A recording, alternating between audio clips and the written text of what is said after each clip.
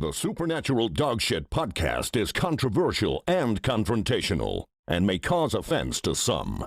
Listener discretion is advised.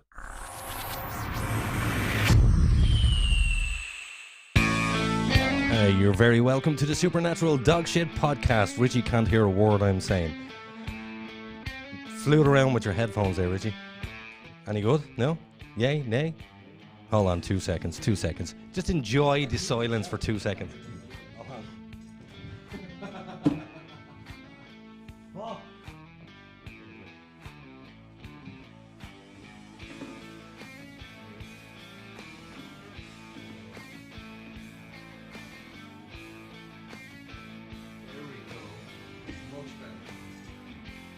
Much better.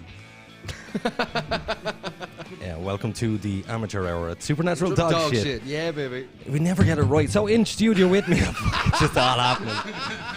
In studio with me, as usual, we have Mr. Richie Quinlan. Yup, over. Pierce is supposed to be here, but he's running a little late, so we'll be maybe 10 minutes. Maybe 10 o'clock, Were maybe. you in touch with him? We also have a special guest, Mr. David Pigeon. How are you, David? Great, lads. Thanks very much for having me on. I really appreciate it. You're more than welcome. So have you done any podcasts before? No, I haven't done any podcasts. Bring that mic right up to that pretty face. It doesn't sound too great. Yeah, make love to that Bring it mic. up. Lift it up to fuck. Go up there. Is that any better now? That's a There lot we better. go. Yeah. No, I haven't been on any podcasts before, boys. I really appreciate you asking me on. Thanks. Yeah, no worries. Thanks for joining us in our half-assembled studio. I know, it's a lovely space. It's rustic. Did anybody tell you that it was going to look like this? No, but I like it. I'm feeling You like it even better when... Did you not pass the message on? I told him it was in a bit of a shambles now. A bit. A bit. A bit. I'm waiting for him to walk in that door. Did he text you? I don't know, he's probably bouncing a Dacia Duster, cleaning the road. Yeah, Pierce, if you're listening to us live right now, don't speed. Just slow down. Take your time. We will be here when you get here. Got a message from Rebecca. Shout out to Rebecca. She says, looks like we need a set designer. We do need it. No, we don't. No. She's a degree in fucking set design. Does she? Yeah. Rebecca? Yeah. Tattoo Rebecca? Yes. Pregnant Rebecca? Yes. Okay, yeah. Because I do know a tattooed Rebecca who's not tattooed Rebecca. Okay. Okay. So, sorry, we're excluding you out here. It's weird having to do this thing now. Yeah, I'm And I delighted you have to do a bit of this. fucking work. I need to wedge my chair into the fucking ground. Just face him, because I don't want to look at you anymore. Yeah, no, but I have to get used to your groove, like, do you know what I mean? You get There used is zero groove. Zero groove. As much groove as some furniture falling down the stairs. That's the groove we got. I need to do 2 quick shout-outs. Please do. First and foremost, a shout-out to Sarah Jane Foster and her father, Jackie Foster, who are always tuning in via YouTube. And I didn't know this until the other day. So shout-out, guys, and thanks for listening. And the next shout-out is to 6-star competitions. Ollie and Keane, 2 boys. There's loads. There's shit fucking tons of competitions on Facebook at the minute. Buy a raffle ticket, win a car, win a mobile home, win some cash, win some stuff. So what they've done is they've decided to do small competitions with small numbers. Are you gunning for them to be our advertisers? No, just they're really good dudes, and I actually believe in what they're doing. Because Should you be gunning for them? listen to me. Okay. Let me fucking plug them, please.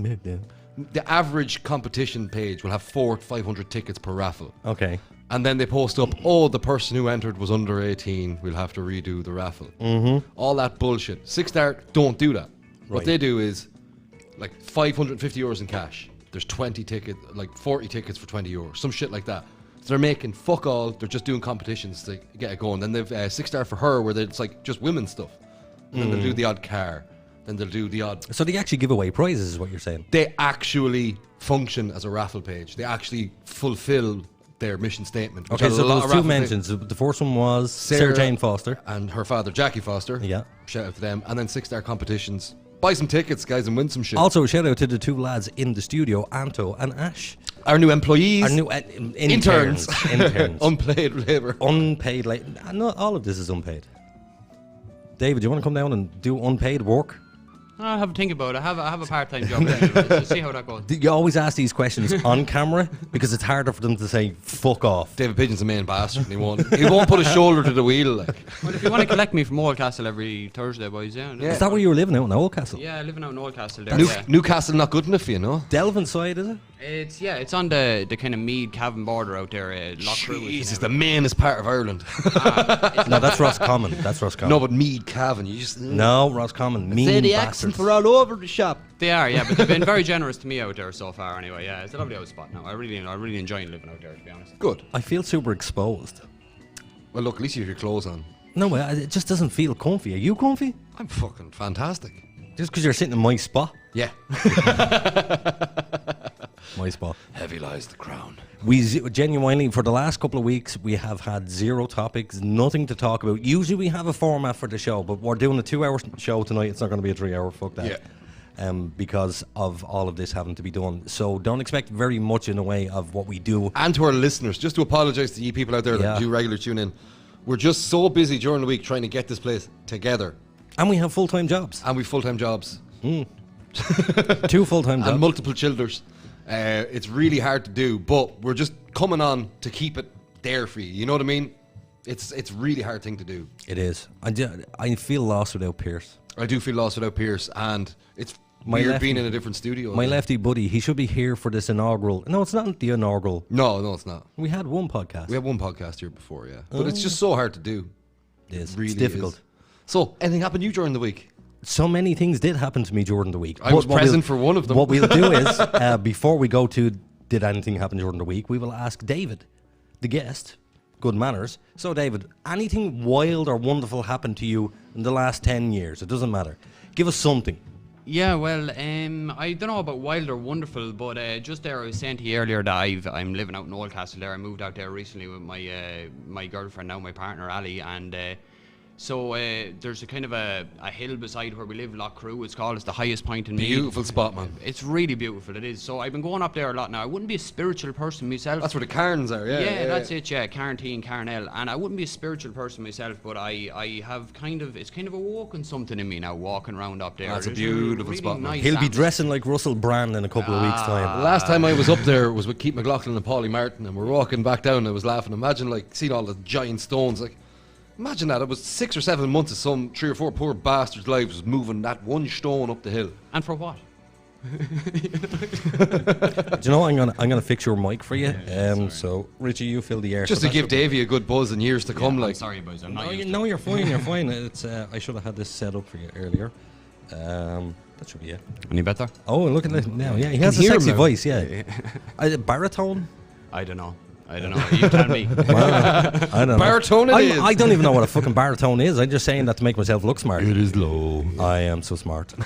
I am so smart. I think we should genuinely just rip into a song because we have David on to sing for us. You're a local artist, David, yeah?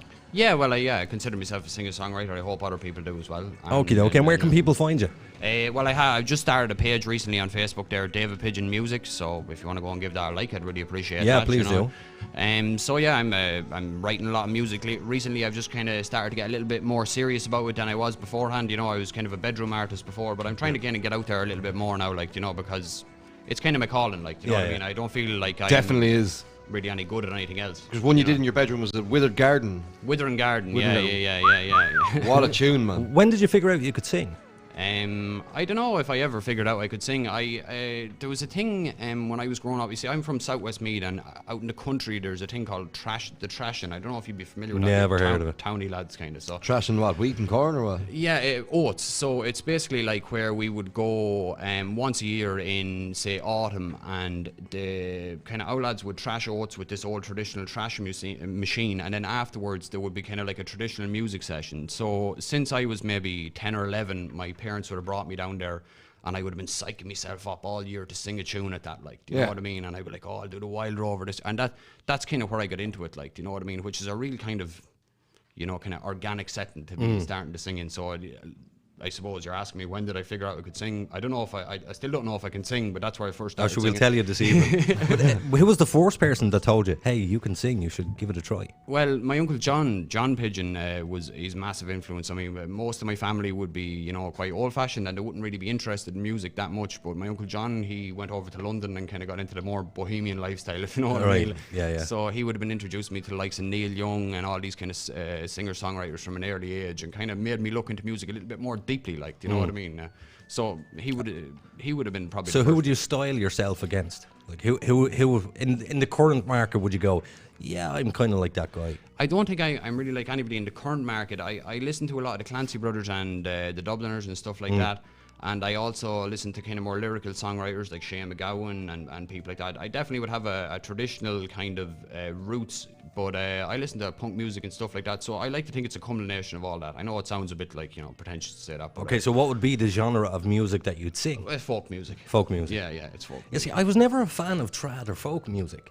I think it was because when I was younger, my mother and father would play it so much. Put you off it. That it put me off it. So every morning that we were going to school, you know, we lived, the school was far away from the house. So my father would bring us to school, and it would be the Wolf Tones and the Dubliners every morning. Couldn't beat that though. Yeah. I can understand that though, you see, because the thing is with traditional music and folk music is, like when you talk about the Wolf Tones, like, and now I think the Wolf Tones have one great album, Rifles of the IRA, an album done in the 70s. Anybody who's interested in traditional music, give it a listen, it's brilliant. But what's the name of that album? Rifles of the IRA. Okay. But yeah, it's a great album. But I can understand where you're coming from. There is a lot of this kind of like samey Black Velvet Band, everybody shouting, and everybody now, you know. And I can understand why you wouldn't be into that, but there is something about traditional folk music that tells a story about Irish life and Irish identity that you can't find in any other kind of music. Well, that is very true. And what I've noticed is, even though I'm not a fan, if I hear trad music, every now and again I'll give the odd, yo! Yep. Yeah. You have to do it. It's in you. It's just because it is in your blood. It is. It's ingrained into you, into your psyche culturally. Like. So, do you sing anything outside of trad music, or is it just trad? Yeah, well, I think like what I'm singing myself wouldn't really be considered trad music. It's more kind of folk music, you know. It's more about What's my the own difference? Well, like it's more about, I suppose, trad music is people singing songs that have been around for hundreds of years. A lot of like there's a lot of non-lyrical trad like jigs and reels and yeah, stuff. exactly. Yeah, Cayley music Oh, and okay. stuff like that. But what I'm doing is kind of it's all songs I write myself, obviously, and it's cool. about my own experience. Like, Right. You know what I mean? So it's not like I'm not covering traditional folk songs. I'm writing my own songs in a folk style, if you get me. I understand, yeah. Yeah. But that, like the whole kind of style of singer-songwriter, all comes from folk music. Yeah, absolutely. Just some yeah, egot on his own with a guitar, and he yeah, played out, and that's the way it Some all ego, started. And is there a big market for it now in Ireland? I don't think so. No. But I'm not really interested in that, to be honest with you, because it's all I want to do is write songs. Right. And if someone wants to listen to them, great. If they don't, well, that's all right as well. Like. Now, the reason why I'm asking is because where I work, there's a young girl. She's only 19, 20 years of age, and she had trad music on in the store. I was like, why are you listening to that? You're so young. And I just expected old people to listen to that music. And she was, no, there's a big trad scene in Galway. And that's where she went to college. And she said, I really love this music. There's a massive revolution in it now as well, especially with bands like Lankum. I don't know if you've ever heard of them. They're a really popular band at the minute, a Dublin-based band. Lads like the Mary Wallopers as well, brilliant Dundalk band. But they're really popular at the minute now. And they're all young fellas around my age. Well, Lankum maybe in their third, bit closer to you guys, but Mary Wallopers would be, lads around my age, and they're really popular. Like, there is definitely a resurgence in it, 100%. A question for you: who was it that sang "Sweet 16"? The Furies, Finbar. It was the Fury, Finbar Fury. Yeah. Do you know? For years I did again because I heard it so often that I went, "Oh, fucking hate that song! I have to listen to it again." But about 3 years ago, Finbar Fury and Imelda May done a live version on the RTE. Yeah. And I went, that's fucking awesome. So Imelda May can sing as well. I started to listen to it more often, and every time I listen to it, you get a sense of Irish just from listening to music.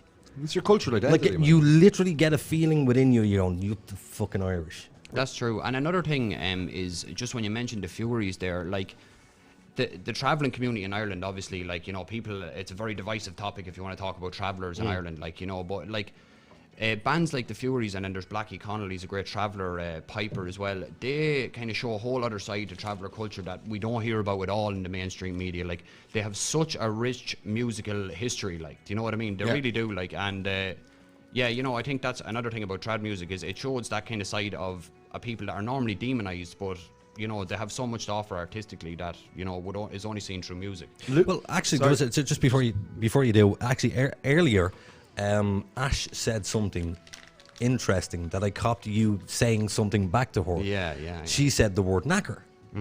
And then, in my mind, the word knacker has nothing to do with travellers. The word knacker, I've met people who are assholes who I would consider knackers. Yeah. Because I think the word has transformed. It's no longer a case that it's used solely towards as a derogatory it's not just a nasty word to a traveller, Yeah, it's like, I've often, somebody would let a fart and go, you smelly knacker. Yeah. I think it's just a guttural instinct to say these words, because to me, it does not mean traveller whatsoever. Yeah, but to them, it's still like the N-word. Yeah, it is. Really? It absolutely is. And like, I spent a lot of time in Galway, I spent a lot of time busking down there, and as a result of that, I spent a lot of time with travellers. And I have a real graw for travellers, to be honest with you. I find like their sense of humour and the way they go on, I just love it. Like, but there's always one thing: you are always on the outside. Yeah. But what I would just say is, if I was, I wouldn't use that word. It would never cross my lips, because I've been in situations where if I did use it, you get murdered. Exactly, yeah. And I can see the reaction it provokes in those people when they hear that word. You see it on their face, the scrunch up, they get really offended, because they know that when you're saying that, what that's displaying to them is that you have no understanding of what that means to them. Do you know what I mean? Like, because like the N-word you were saying, that's exactly what it is. Like, that is but exactly even being from Mullingar, when you're anywhere else in the country and you're from Mullingar. Yeah. So, same thing Limerick people get as well. Yeah. It's a Limerick Mullingar thing. But Mullingar is was Mullingar founded by travellers? No. Was it not? No. But it was founded by an army barracks. It does have a huge traveller population. All the Midlands do.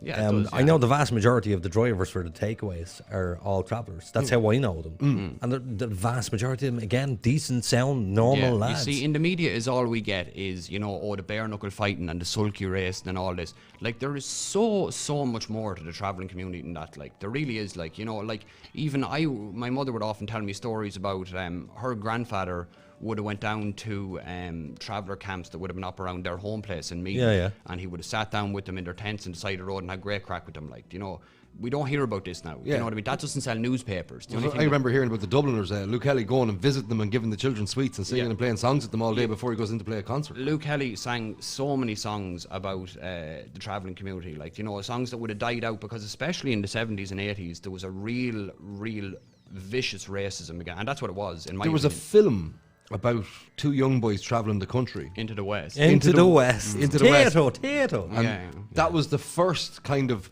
semi-fair portrayal of the travelling community I've ever seen in a film, especially an Irish film. In any way possible. You know the scene where they're standing in the chipper, Yeah, it's brilliant. and your one goes, she goes on a big rant at them about how they're into poetry and music and washing their hair in the river and staying to the true old ways. So you wouldn't think that Lock, Stock and Two Smoking Barrels is a good... No, that's pikeys. That's English travellers. Are you thinking of Snatch, no? Snatch, I beg your Yeah, pardon, yeah, yes. yeah, Snatch. In fairness, though, Brad Pitt played a good Oh, traveller. I have to disagree with you there. He played a good traveller. I think that accent is I was happy horrendous. with the accent. I mean, compared to the diddly-do, where's my shillelagh? Yeah, That's well, shite. I hate that perception of the Irish fucking accent. We're all shagging sheep and we all have pots of gold. If you ever listen to Joe Rogan when he does an Irish accent, I it just fucking hate drives it. me up the wall, man. It drives me up the wall. But I mean, the vast majority of Irish people now are becoming Pantone. Oh, Because non-regional Americanized. dialect. Exactly, it's non-regional. Yeah. Where were you born? Well, I was born in Ballinasloe, but I'm Southwest Meath man. Ballinagore is where I'm from. It's near Kilbeggan. It's a nowhere village between two other nowhere places. Well, forgive my ignorance, but is that a normal accent for your area? Yeah. Okay. Rail and how we eat nah. So it's bordering with Cavan? No, Southwest Meath is. I'm living in Oldcastle with my girlfriend, but I'm from Southwest Meath, bordering with Offaly, so it's kind of a North Offaly, Southwest Meath accent. Yeah. Oh, so it's muddled. Yeah. Bog accent. What would yours be? Mine? Yeah, yours is Towny, pretty I plain. have a fairly non-regional dialect. I'm very droll. You are. Compared to Mr. But I can do a Mr. limerick. Harris. Or Cork, boy. I love an old Cork accent. Do you know what? It's easier to understand Indians and Pakistanis. Somebody's calling you there. Is it Mr. Fox? It could be Mr. Fox. We just have to check, is this Mr. Fox? Because we want to know if he's okay. Were you talking to him on the phone or just text? He's not coming down this evening. Okay. Yeah. Hi, Mr. Fox. Was it an angry text? No. There's no such thing as an angry text from Pierce. Pierce is a gentleman. You forgot to ring him. I know, I forgot to ring him. Oops, sorry, Pierce. I was fucking busy. Yes. Look. We've people in England listening to us right now. Oh, lovely. So Shout out to Nicola. So should I watch my P's and Q's? No. No? Say the C word as many times as you can. Do they get offended by that? They get so offended by the C word. I love it. They get offended by cunt. Yes. Cunt. Cunt. I know, yeah. It's an awful cunt. Cunt. There you go. We've all said it now. Now they've gone click, no more. Unfollow. We should also let our listeners know that the studio will be ready in about 2-3 weeks' time. I reckon. 3 weeks. I reckon-ish. So we're going to be only doing one show of a Thursday for 2 hours.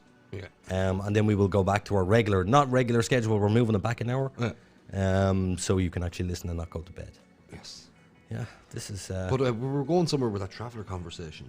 We were, but the problem is when you talk about travellers, it's like exactly as used like the N word. As soon as you start talking about black people, you start talking about travellers. I want to have a little bit of fun here tonight. No, I don't want to get too serious we're about not going to get serious, but what I want to say is there's a lovely double standard there. No, because I do have a negative side of an opinion of travellers as well, which if I'm pushed, I will give, and I don't want to. But it's another thing about travellers, and it's that they get overlooked every time in this category. They're the sole source of all our Olympic boxers. Yeah, actually, They very good point. produce the best boxers on the planet.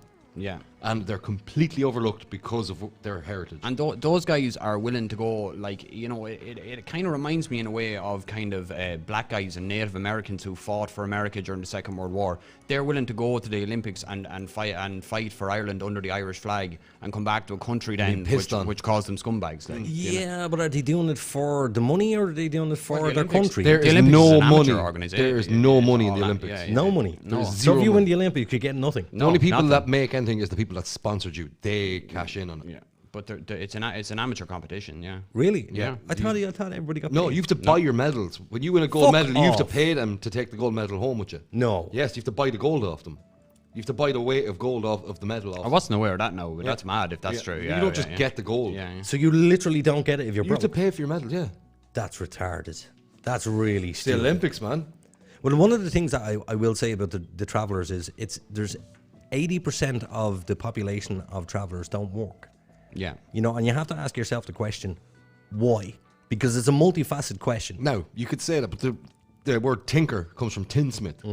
They just travel around Ireland swapping tin products for food, for money, for drink, for swapping stories and songs, and they do their rounds. They constantly do their rounds. I also think like you're talking about. Sorry, I didn't mean to speak over you, Richie, but you were saying about 80% of them don't work, and you're saying you'd wonder why. Well, like, I think the main reason for that is because their way of life has been effectively outlawed. Yeah. Like, just to give you a lyric from a Luke Kelly song, 30-Foot Trailer, it's a great song about travellers. He said, there's a bylaw to say you must be on your way and another to say you can't wander. Okay. You know what I mean? So, like, these people had a way of life of roaming around the country and camping up in the road. They can't do that anymore. Every country has their nomads. Yeah, but see, I understand that, I really do. But the thing is, we, as a society, in its whole, in its entirety, the traveller community no longer travel. You know, they're mostly settled. So their community has not settled by choice. No, well, even if they're not settled by choice, their community has moved on from being in caravans to a vast majority of them now living in homes. Because of the way society has affected their way of life. So why are they not working? Because simple as, if you own a business in this country and 6 guys show up to work and one of the traveller isn't getting it. Yeah, and it's not that they're not working. They're discrimination. Not working. This is the reason why I said it's a multifaceted question, because clearly there is a case of there are travellers out there who are just scumbags, like there are settled people who are pieces of shit. So, of course, that does happen. Yeah. So, is it a case that... But they're all tarred with the same brush. But is it a case that they can't get the job because they have an accent? No, because with travellers, unfortunately, they're the way they breed. Like, it's not... I'm not giving out about it or anything, but you can usually tell by the name and by their general appearance. You know what I mean? Not always. Not always. I was fooled a couple of times because living in Mullingar, you meet travellers all the time. There's a couple of lads who you would have no idea that they were travellers. Yeah, no, there's a course. But Zero I'm just idea. saying what everybody's idea of a traveller is. We all have our own ideas of what we're used to seeing and dealing with. But I'm just saying they are discriminating. What's the education rate like within the traveller community? But it used to be very poor. It's getting better. Like, I think like when you start to get into statistics like that, you're kind of you paint one picture. You're kind of missing the point slightly now, because you know, what's the education rate among travellers? Is it really relevant? Because travellers have within their own community their own way of life. And, you know, most traveller young fellas will leave school at secondary school level, you know, and they'll go and they'll do whatever they do for money. Some people will say that they'll all get into criminality. I know from personal experience that's not true. No. I know there's a great traveller comedian there in Galway, Martin Beans Ward. He's been really good to me. Anytime I've put up music or anything, he's shared it. He's a great platformer, a really cool guy. And, you know, people like that. Is that the guy that done Living with Lucy? Yeah, no, that's John Connors. John Connors. Yeah, another good, massive voice for the. Yeah, did you see Living with Lucy? Yeah, it was awesome. Did you see that episode? I didn't see the one with him, but I know you should watch it, because John Connors still lives in like a porta cabin type thing. Yeah, with his whole family. Tiny little thing that he lives in, and I was expecting him to have a big mansion. No. Because when a traveller has money, you know a traveller's house. You'll go settle, traveller, settle. Yeah, but a lot of them wouldn't even live in those houses. Yeah, that is a stereotype as well, though, to be honest with you. Because, like, and another thing about the education, you're saying, like, we are judging them by our standards then. We're saying, like, oh, well... But we have to, because they are a citizen of this country. Yeah, but we have made the decision to assimilate them. They have not made that decision themselves. You know what I mean? Forced upon them. Yeah, absolutely. And, like, when the Free State was founded, immediately it went about dismantling the travelling people's way of life. You know, there was no concession for them. No, there's great videos if you look up on YouTube about travellers trying to pull into Castle Island in Tralee in the 70s, and farmers coming down and shooting into the caravans with shotguns. Oh, I'd say so, yeah. That's the kind of thing these people are up against. How could you blame them for not wanting to be a part of this society? Well, see, I think it's a rock and a hard place. That's what I think. Where the travellers are right at this moment is between a rock and a hard place. Yep. You're damned if you do and you're damned if you don't. So if it's a case that, you know, the education levels are quite low, then they're not going to get jobs because of that as well. Yeah, that's true. So it's not just a case of them being a traveller, it's because you're uneducated. Yeah, but we're about 100 years into the problem. We are about 100 years, and there's about another 100 years before the problem gets solved. Yep. But eventually what's going to happen is, like all countries, is that their way of living is going to completely disappear. Like ours, as Irish people, our way will disappear Slowly eventually. but surely is being eroded, yeah. As more foreign nationals come into the country, as we become more of a mixed pot of people, as we start breeding with the foreign nationals, That's the way it works. it's just going to happen that we won't no longer be Irish. I don't think that foreign nationals coming into the country is what dilutes Irish culture, because like I know loads of foreign nationals, like especially from living in Galway, you know yourselves, you've been down there, it's a melting pot of a place, like, but I don't think it's necessarily the foreign nationals coming into the country that dilute our culture. It's our exposure to American media. This is very good. And that's an international problem. Yeah. And like that has made us kind of monocultural throughout Europe. You know, if you meet people from like Belgium or Netherlands, when they learn English, they speak it like, "Hey man, all right, dude." You know, Same as everybody else. yeah. You know what? So I think that's really what's diluting the culture, because I find that when most foreign nationals come to Ireland, obviously there's exceptions to every rule, but most of them assimilate, and you know.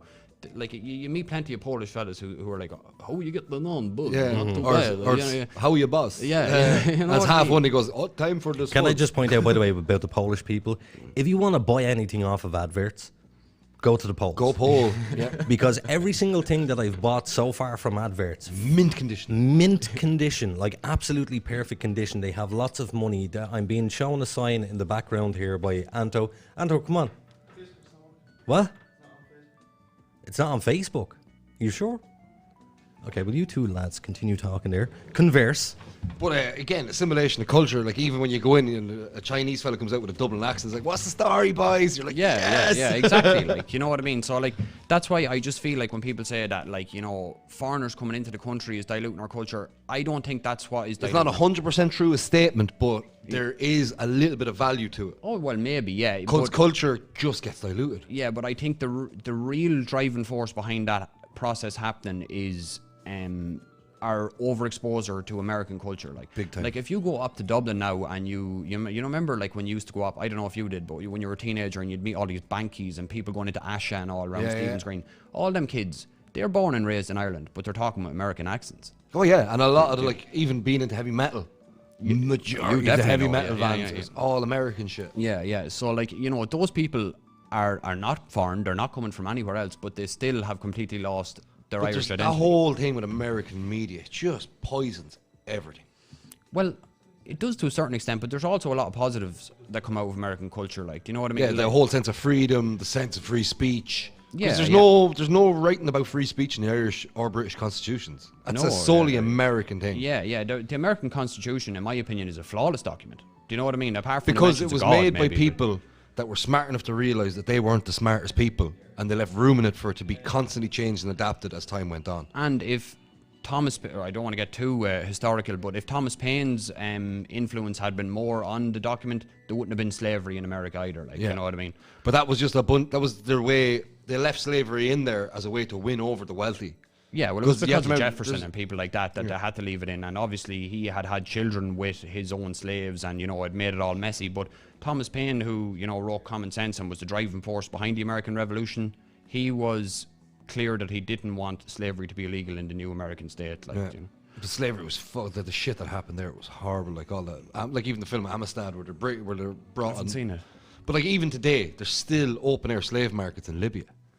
Yeah, You which know, is great. A country that was used to be pretty good country to be in until the Brits came and the Americans and fucked it up there. Well, an interesting thing about that you'd mentioned Libya is because the first time America had a war in a foreign country was the Barbar Wars, and it was against Libya. It was in the mid-1800s, and it was against Libyan pirates who were actually taking slaves from Europe, and that was America's first ever foreign intervention in another country. And was that the American Republic state, that yeah, it is now? I think, I'm not sure if it was the 52 state, but it was after the 13 colonies had been founded and after the Louisiana Purchase. So there wasn't the full America that we have now. Another like. crazy thing is the amount of wars Australia was involved in. I wouldn't maybe. They've been enlighten me. involved in every major conflict in the last 120 years. Yeah, well, I know about the Anzacs and all in the First World War, who Yeah. fought very valiantly at Gallipoli, like a lot of our own boys, like. But Flanders, it is crazy the slaughter. World War I was one horrific fucking war, man. it really was, yeah. And That trench warfare, Jesus Christ. it's the last war that was kind of in the old mold of a war. Do Yeah. you know what I mean? Like, it was like Men versus men. It wasn't that, like it was slight machinery advantages and stuff. Yeah, but like then even, the horrors of World War II as well. it was only yesterday actually I was looking at colorized photos of the First World War, and I was looking at the French uniforms they were wearing. They're like a bright baby blue. Yeah. Do you know what I mean? Those guys didn't care about camouflage. And gold embellishments and stuff. Yeah. Which is crazy, like, you know what I mean? They were riding it, and, you know, it kind of changed the whole face of the planet, that war, really. But like even like things that would like there was a thing from World War II, and a guy was talking about his first kill in the war, and it was a bayonet kill. Like he knocked one guy down, and he rammed a bayonet into this guy's belly, and he took it out and he rammed into him again. And he said there was a brief pause where he realised that this guy is the exact same as me. I've seen that video. Yeah. And he was like, You know that the Geneva Convention prevents you from putting your foot on another soldier to pull the bayonet out of them. oh, You're not allowed to do it. disrespectful. Geneva Convention. Yeah, go say that to ISIS. Exactly, yeah. As if they would respect those rules. Sorry, where did I leave? We're talking loads of rang. But another thing I'd like to bring up is, remember all these ISIS fucking 4K murder videos that came out 2 years ago? Okay. They hired some really top end cinematographer to go around and film all these nasty ass Senior videos. Spielbergo. Senior Spielbergo. But I'd love to know why wasn't anybody responsible for that brought forth. Like there was a lot of money put into producing those videos. Yeah, but who are they going to bring forward? I mean, surely... Well, Turkey is complicit in a lot of ISIS shit. I know, but, you know, point at a guy and I'm pretty sure that if the evidence was there that he was involved, that he would be arrested. Well, look at Lisa Smith. Yeah, but there was no evidence that she was directly involved. She with was terrorism. directly involved in But terrorism. was there evidence? Yes. Okay, where? Where she came from a refugee camp with an ISIS baby. And she was like, I'm an ISIS wife. Yeah, but did she get involved in the terrorism or did she just support her husband? But even through the virtue of supporting her husband, she was directly involved in terrorism. Okay, she's supporting terrorism. Yeah. Okay. And she's allowed to come back to Ireland and live a I'm normal okay life. I know, but do you see what's the alternative to that? Like, because I can remember at the Hang time. him high. yeah, but like I can remember at the time the argument was that her citizenship should be revoked. Yep. Yeah. Okay. So basically, what you're doing there is you're saying, right, this person was a citizen of our country. They've committed a crime, and now we are shirking our responsibility for that crime. No. What I happened agree. there was she revoked her own citizenship when she went and joined a terrorist You can't revoke your own citizenship. When you leave the country to join a You can't. fucking horrible organisation like ISIS, you've revoked your citizenship. But you see, the Where thing does is it say that in the Constitution, Richard? It doesn't say that in the Constitution. Exactly. So therefore, We you need an cannot. amendment. Therefore, you cannot have your citizenship stripped from you. It's impossible. Well, you should have it stripped from you. Okay, well, if that's a different argument. But you There's a see, different argument. if you're going to strip her citizenship from her, that's on the basis that she has become a citizen of another country, ISIS. Yeah, a caliphate. It is a caliphate. But then you're defaultly accepting the fact that ISIS is a legitimate state that she can be a member of. Quick question for you. When all the Myra boys were arrested pretty fucking sketchily and put in them H-block prisons, was their citizenship not revoked when they were taken by the British? Like Irish citizens were taken by the British Army. Sorry, and explain what tortured you were talking about there. Basically, the Irish border in the 70s and 80s, the IRA, and the shit that went on at that border. Yeah. Where you'd had SAS coming into the Republic of Ireland and kidnapping lads and bringing them back across the border, and they were tortured and held without trial, without rights. Their citizenship was revoked essentially by the British state. No, well, That's a different state taking away their rights, but Yeah, it's but not really. It was revoked. It's The Irish government did nothing about it. Okay, the Irish government may have not done nothing about it, but did they have their citizenship revoked? No, it didn't. But their citizenship was effectively useless. What about that Irish Of guy course. sitting in prison in China at the minute? I think what happened though, just because I would have very strong views about what happened in the north. I consider myself to be a Republican in the old mold. But what happened in the 70s and 80s when internment is what you're talking about, where they were imprisoned without trial, Yeah. Like what happened there was that the British government was trying to treat these people as criminals when they wanted to be treated as prisoners of war. Which Now- they were technically were prisoners of war. It was Not a war. technically, they were out and out prisoners of war, in Yeah. my opinion. Do you know what I mean? And in my opinion, there's no way that anybody could try and say they were criminals. But I would think that to try and compare that to the Lisa Smith situation would be it's a bit of a stretch. It It is is. a stretch. I'm not. It's kind of drawn me that way. It's like a I know segue what in the you're saying. conversation. I'm Yeah, not trying to yeah, compare yeah. the two. Question for you. You said you're a Republican in the old sense. What does that mean? In the old mold, yeah. So, well, basically, what I was saying, what I meant when I said that, I was just trying to distance myself from dissident Republicans that have kind of, started to re-emerge at the moment. I'm not a Sinn Féin supporter either. So what does it mean to be a Republican? Well, it means I believe in a 32-county Irish republic, and I believe that Britain's occupation of the 6 counties of the north of Ireland is unjust and impractical and can't continue. That's it in a nutshell. I don't think that It'll always breed contempt. well, Of course it will, yeah. I don't think that I think the armed struggle is over. I don't think that there is any need to continue to target PSNI officers or innocent people. So why would you want Northern Ireland back? Why?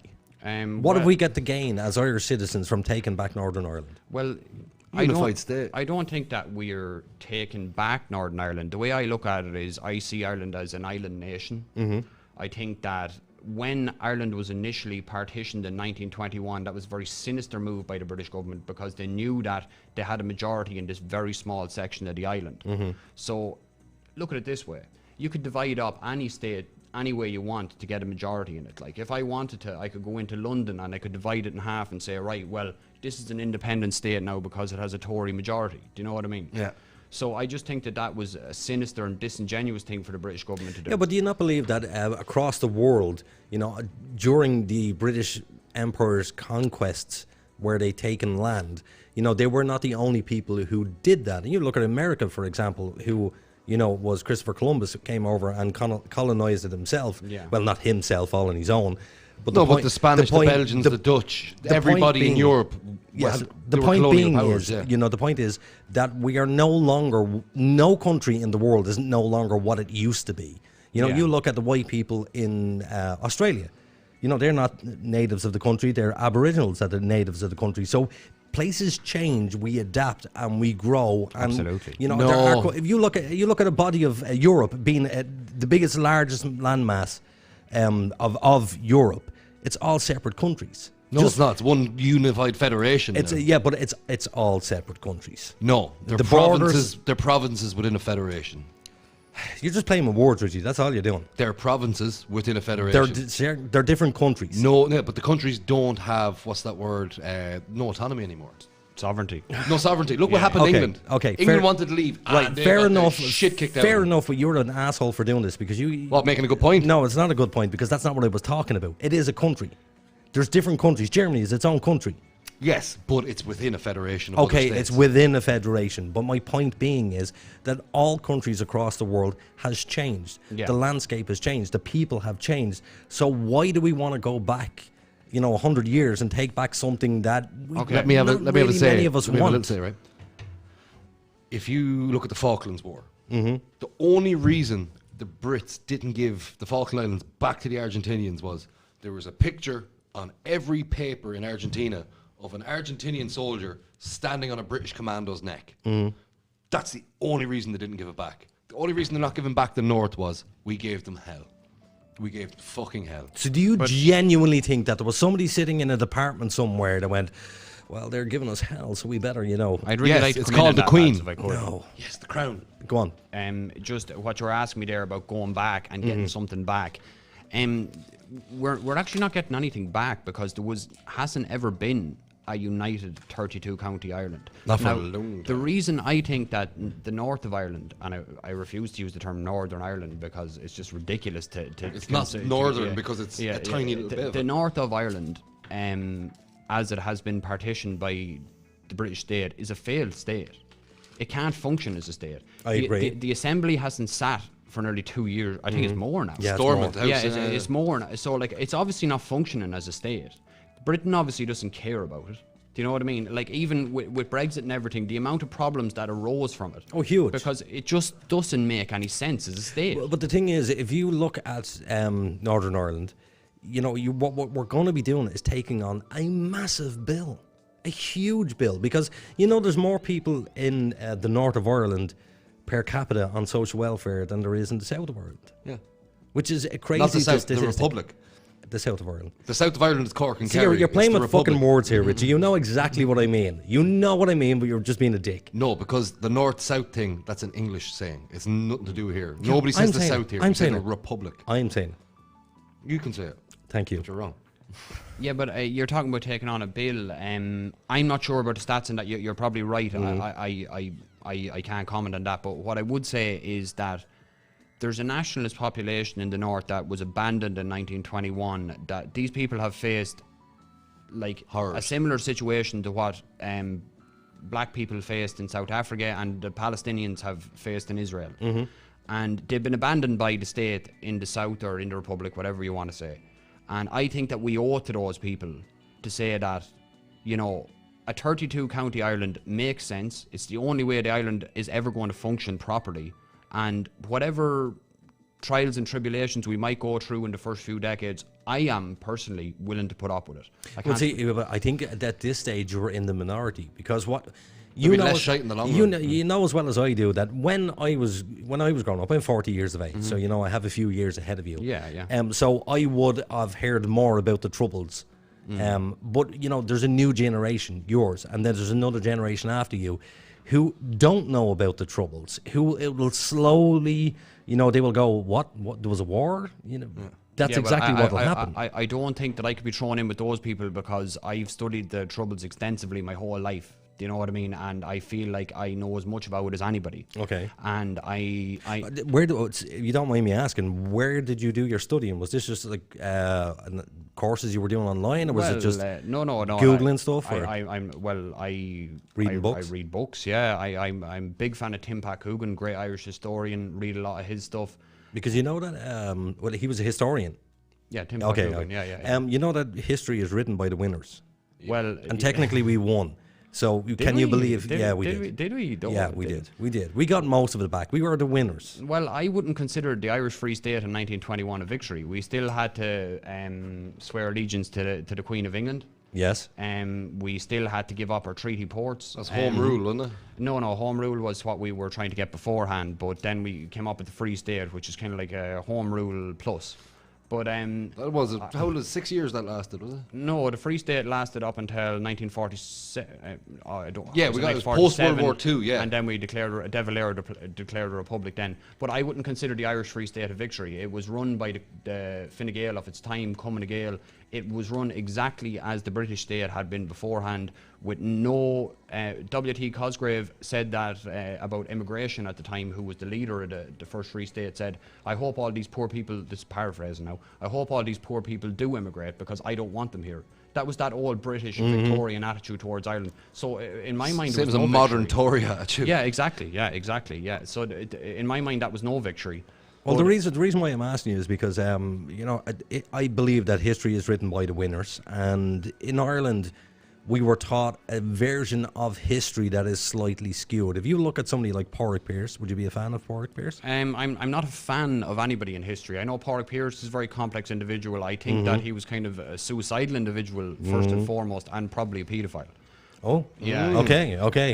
Have you ever read his poem "Little Lad of Tricks"? No. Anybody at home, anybody that's listening, if you want to read he wrote a poem called "Little Lad of Tricks," which kind of describes in detail him kissing an underage boy. Oh, Michael Jackson shit going on there. Yeah. So I completely agree with you. These are very complex characters. I wouldn't be I'm not a fan of anybody. I see these people for what they were, but Because you know, have you ever read his surrender letter? I probably have. I wouldn't be able to quote it to you now. Or It was anything, but it was actually on sale about 5 years ago. An American buyer bought it for something like $5 million for the surrender letter. Now, he was actually booed when he was arrested and brought down O'Connell I Street. know about all this. Yeah.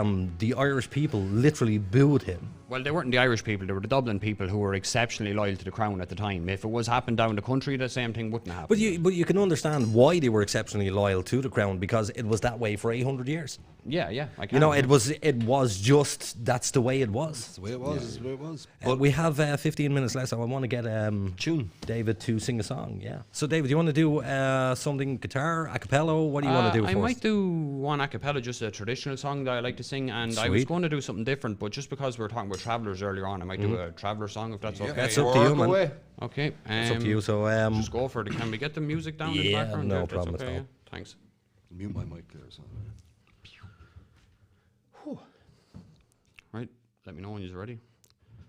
Oh, Sullivan's John, to the road you've gone, far away from your native home. You've gone with the tinker's daughter, far along the road to Rome. Sullivan's John, I won't stick it long, till your belly will soon be slack.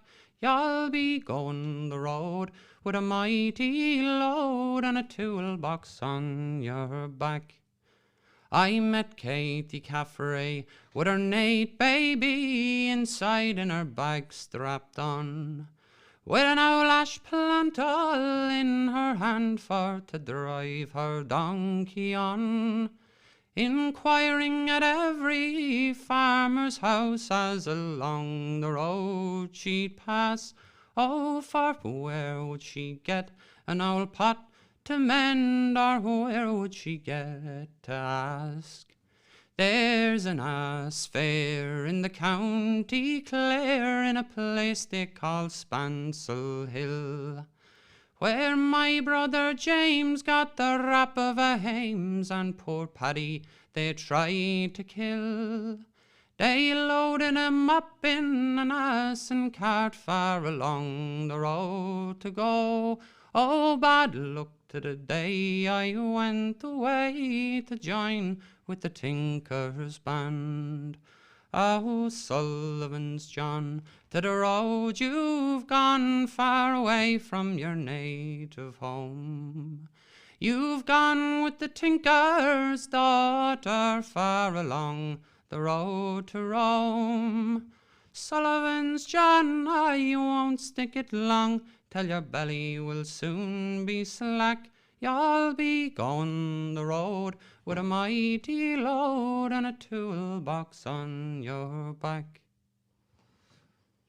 Well done.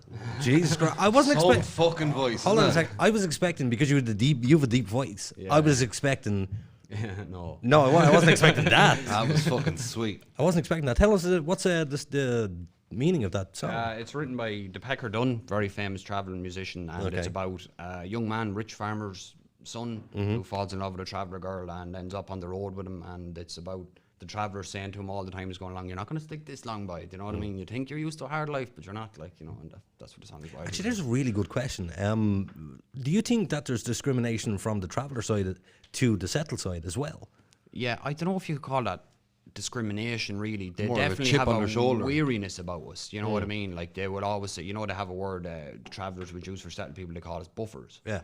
So my experience with traveller fellas, if I'm around them, the first thing they'll do when other travellers come around is to say, oh, your man's all right for a buffer. But you're always all right for a buffer. Yeah, but what if say a traveller girl wanted to marry just a settled guy? Would that Yeah. be a big issue? Well, I obviously can't speak for travellers. Do you know what I mean? But traditionally, would that be an issue? I'm sure that that has been an issue in the past. I'm sure that there's also other traveller families who progress beyond that. But I would think there's definitely a history of that being a problem within the traveller community. They would because there's only 30,000 travellers in Ireland. Do you know what I mean? Like, it seems like there's a lot more, but that's all there is. So they are quite. I don't want to get into this kind of whole intermarriage thing too much, but they are quite. Don't worry, my great grandmother and grandfather, cousins. Yeah, so you know they do like to try and keep their bloodlines Within a lineage. Yeah, if you know what I mean. Yeah. I don't But wanna, that does offend cause anybody, that does cause deformities, does it not? That's direct first cousins. What about brother and sister? Oh, yeah, worse again. Well, I don't think that goes on within the traveller community, brother. No. But I'm just thinking about incest. Incest was a massive thing with the British. You know that incest actually, it's the only law in this country that discriminates against men more than it does women. How So, so? in other words, if you have sex with your sister, you can go to prison for 7 years, she can go to prison for 3 years. Yeah. Bit of a discrimination there. Because of the what's the word? The assumed privilege and power of a man over a woman. Yeah, it is. That's exactly what it is. It's just assumed power. But there's lots of older sisters out there who could take advantage of a young brother. Yeah, it's not as common as some brother raping a sister, though. No, it's not. It's not. Do you want to grab your guitar because we have another couple of minutes left? I might just use the bathroom first, if that's all right. Oh yeah, boys. work away, dude. Work away. We'll be having We're going to go to a break now. We're going to go to a break. Break now, yeah? Yeah, we're going to go to a break now. So lads, get ready for the break button in there. We're going to go to a break. See you in 10 minutes.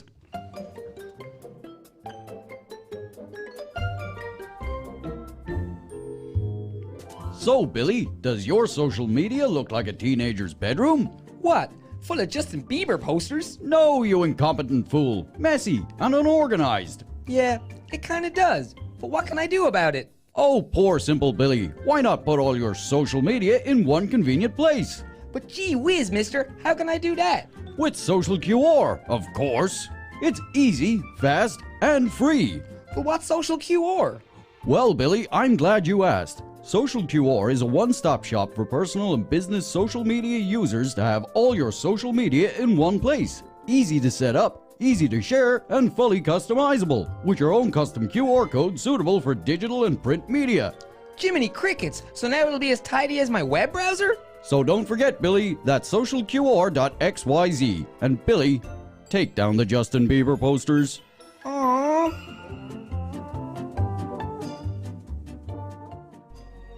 Every day, Richie has to drive 2 miles to bum tobacco from his friends.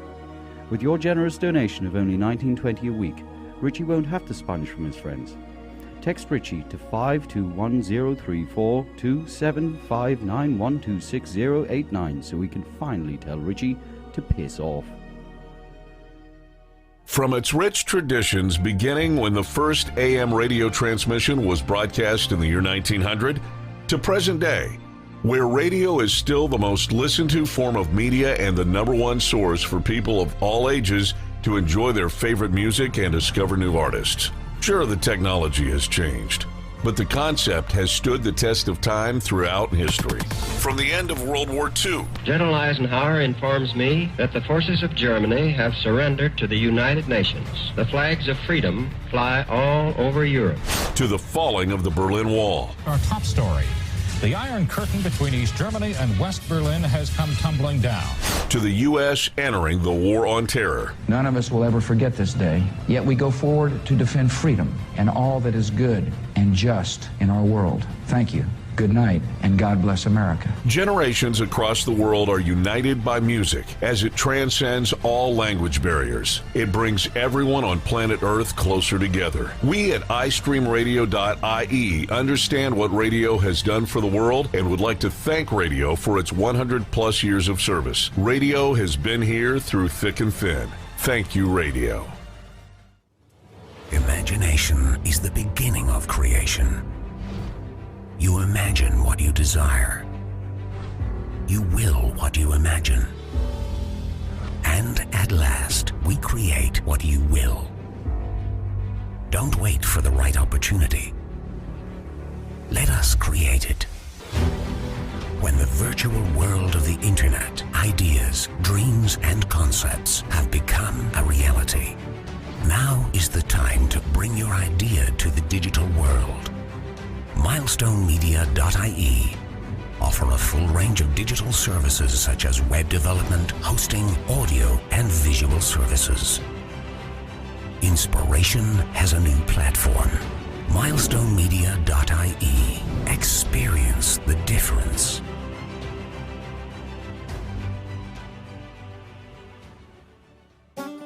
Tired of getting more screwed over than your cousin Jesse's pig? Sick of those uppity cowboys over at the Irish Insurance Federation? Is your vehicle being overpriced because it's undervalued? Does your annual quote leave you feeling sicker than the morning you woke up beside your sister? Well, leg it down to Leggett Insurance. Leggett Insurance is the answer to all your insurance needs. Bored off the road? No problem. Old lady turf you out and you gotta move your collection of lawn art? That's okay. Underage? Well, shit, that ain't your fault.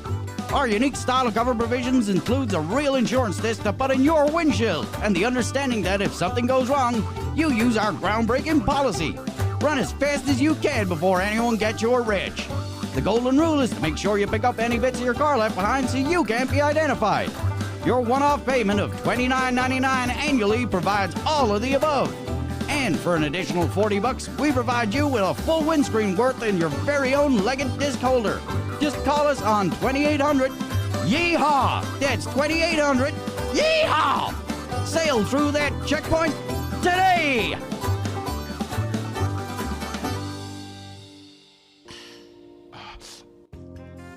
Itchy, smelly scrotum getting you down. Worried about ball sweat on the dance floor? Well, worry no more. New sandalwood and lavender scented Man Ponds has your nutsack covered.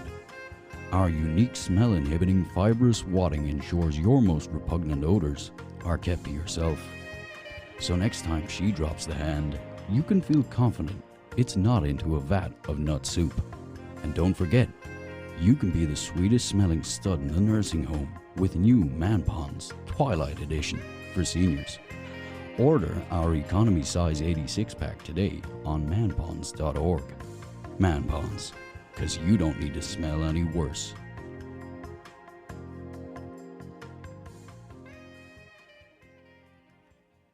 The Supernatural Dogshit podcast is controversial and confrontational and may cause offense to some. Listener discretion is advised.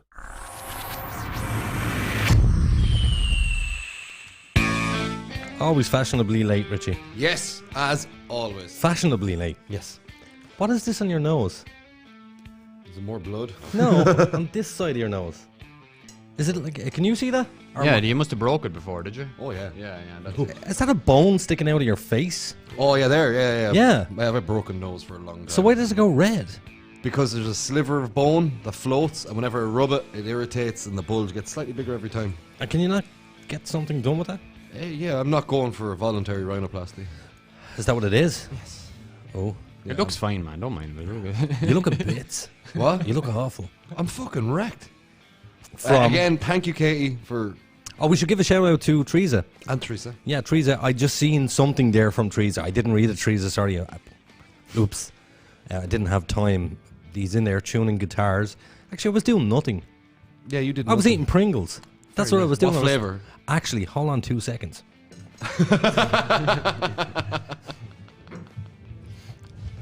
we have our interns now. They better not be these bullshit rice infusion ones. No, wait. Look at these. It's sour cream and onion with a kick. Ah, fuck that. No, seriously, have one. No. Salt and vinegar, original or prawn Dude, cocktail. just taste it for fuck's sake. You have to have the experience. They look kind of luminous. Sponsored by Pringles. Stop.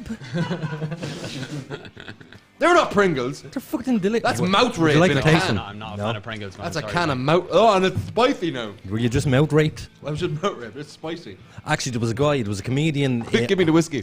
There was a comedian over in the UK. He was in Greg's, you know Greg's Bakery? Yes. And what happened was, he was getting served by this dude, and the dude yawned behind the counter. So the comedian popped his finger into his mouth and went, mouth Yawn rape. rape. Who does Yawn that? rape. Who does that to a stranger? Yawn rapers. Yeah, well, he said Rape's usually done to a stranger, though. Technically, that would be rape. It is because It's you're insertion. into an orifice. Yeah.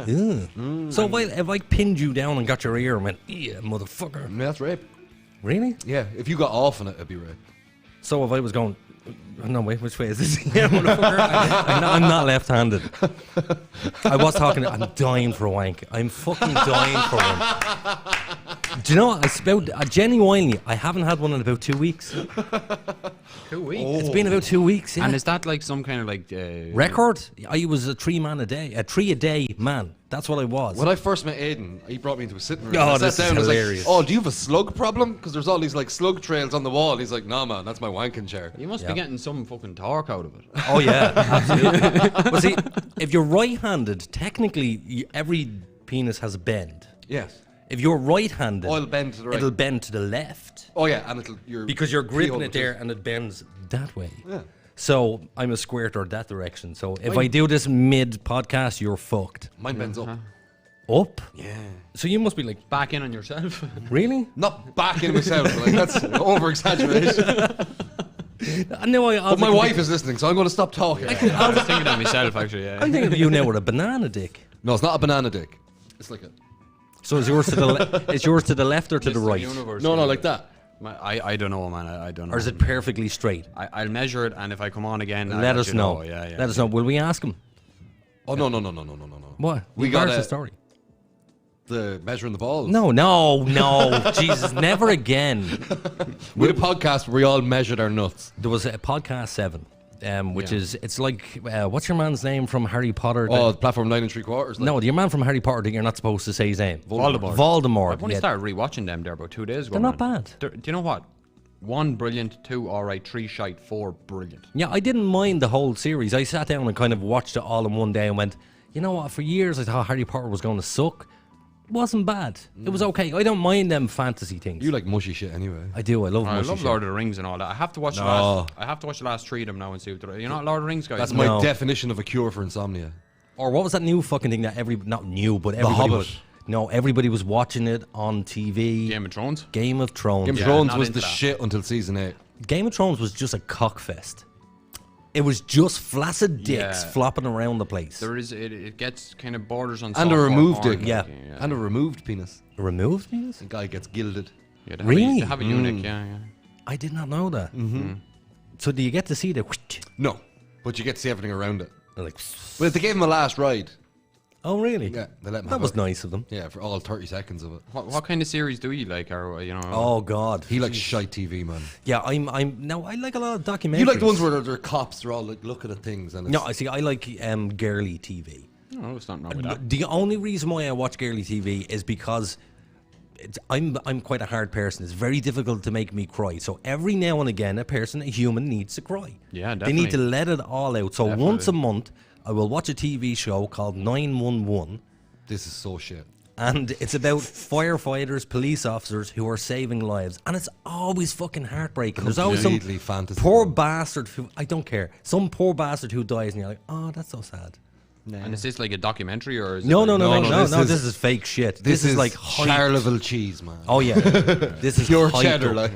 It is a terrible TV show, one to which I never thought I would watch, but my mother said to me, you should give it a go. It's pretty awesome. What about like Sopranos, The Wire or anything like that? No. He likes fucking Fringe. I loved Fringe. Best TV show ever. No, sorry. Sopranos was the best TV show ever. Yeah, in my opinion, yeah. I'm all with you there, yeah. Paulie Gualtieri all the way, man. If you're going to listen to anybody's advice at all this year, please say that about me, Tom. Please do watch Fringe. It's an old-ish TV show, but it is extremely good. Do you like science fiction? Yeah, I do actually. Oh, sorry. What the fuck is wrong with science fiction? It's gay. Why? Why? Yeah. Look at me out in space. Yeah. See, that's his answer to this. There's enough. Your answer to why these programs, these multi-billion-dollar industry. You don't put me off all that shit. Go on. Star Wars fans. Yeah, I can understand that. Yeah, I kind of get that too. I hate now, Amory Dunn will probably fucking kill me because she's a massive Star Wars fan. Now, in fairness, I hate Star Wars. Not Star Wars. Yeah, I hate Star Wars. Star Trek. I like Star Trek. Spock. Boo yourself, Anto. I can fucking hear you. I used to work with the guy who was the biggest Star Trek fan ever. He had the little gold Star Trek pin on his suit and work at Everton. But he used to really wind everybody up. He used to blare the theme song from it, driving at 2 miles an hour. Nice. And everybody get out of work at the same time, and he'd be driving up at 2 miles an hour with it blaring, and it was a narrow alleyway. It was Dunn Stores. He was a Have you seen Star Trek? Yeah, he was a grocery manager, and he'd drive up at 2 miles an hour, blaring the theme song, windows down, smiling at everybody. So, David, Star Trek, yeah or nay? No, I've not watched any of it. I know Colin Meaney is in some of them. So that was Next Generation. Yeah, that was a long time ago. Colin Meaney. I've not watched. Now, what I will say even about Star Wars is I think like the original 3 I really like. Yeah, it was a space western, and even the kind of what do they call them, prequels? They were good as well. But this whole new kind of Disney thing, cash. I just can't get into that. It's the same with the Marvel stuff. Like to me, all scutter. Yeah, it's just kind of. Just seems like they're just churning it out at this stage. And, you know, I know loads of people who are really intelligent and are into it, so there obviously is something to it, but I just can't get into it. My wife loves Marvel movies. Anto said it earlier that... actually, what did Anto say earlier? Oh yeah, Mortal Kombat. He said that it's the right time For the new remake. Yes. And there's a new series of Star Trek Discovery, I think it's called. And I thought they've done enough Star Trek at this stage. There was one Star Trek film I saw. Wait. The balls. I went and I watched the first couple of episodes and went, this is really decent. I think, again, like the Mortal Kombat thing, this is one of these situations where it's the right time to make something and it works really well. What was the one that you saw?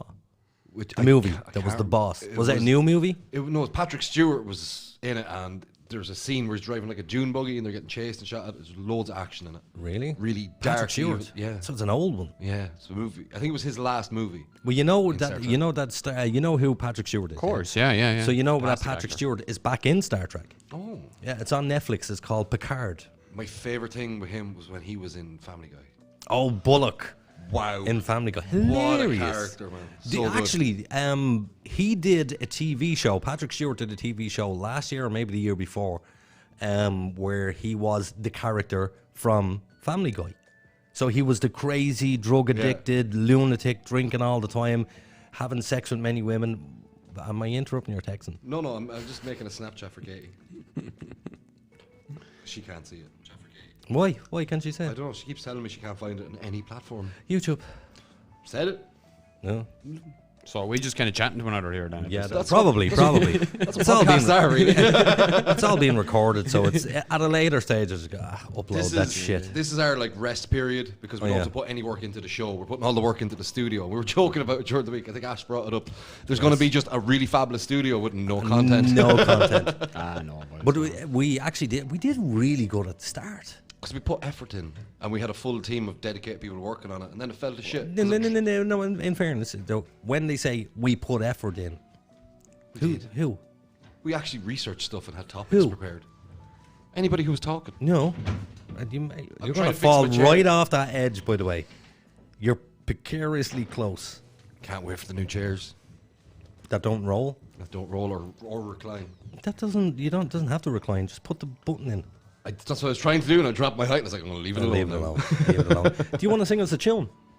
Yeah, if you'd Please like to hear one, your guitar is I'm was gonna have put to behind you. go no micro or no. No, that's fine. That's fine. You do whatever you need to do there. Just put them far away from wherever you are. No, I'll lower his need you to tell me down. whether it sounds good or not, if that's okay. Yeah, I'll give you the thumbs up, bud. Well, you're a really can good you still singer. hear?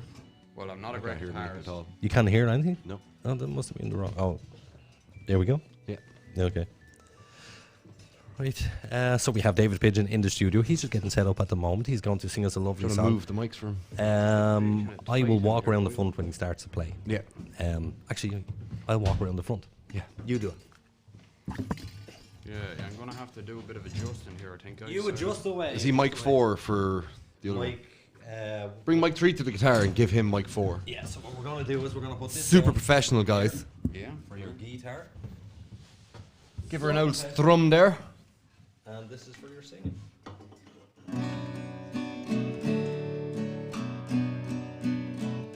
Yours. Vocal test there, go on.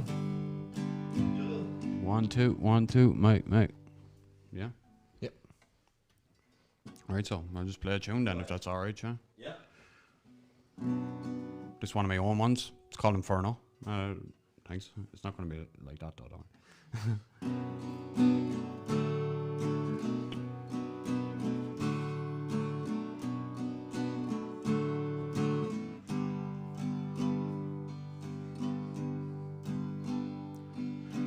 Leaves you on your own and he won't pick up the phone.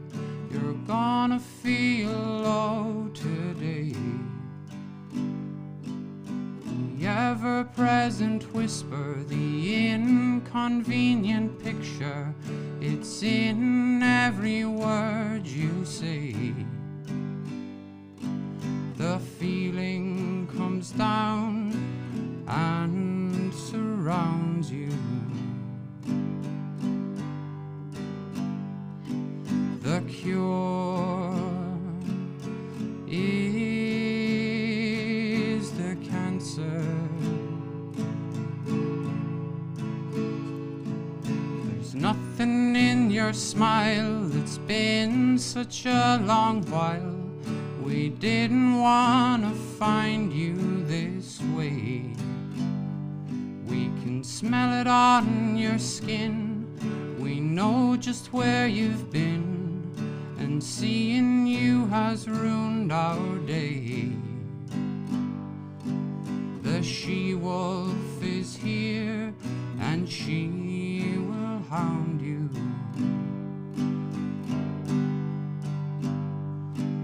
The music kills the dancer.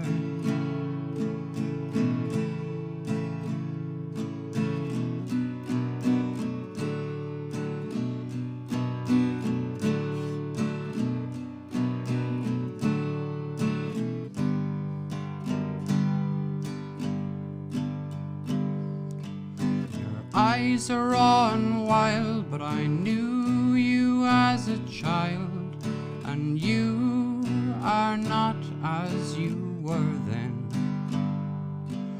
You can't let the pain linger, but when you cut your finger, you had to face it then. You float this ocean, but it will drown you.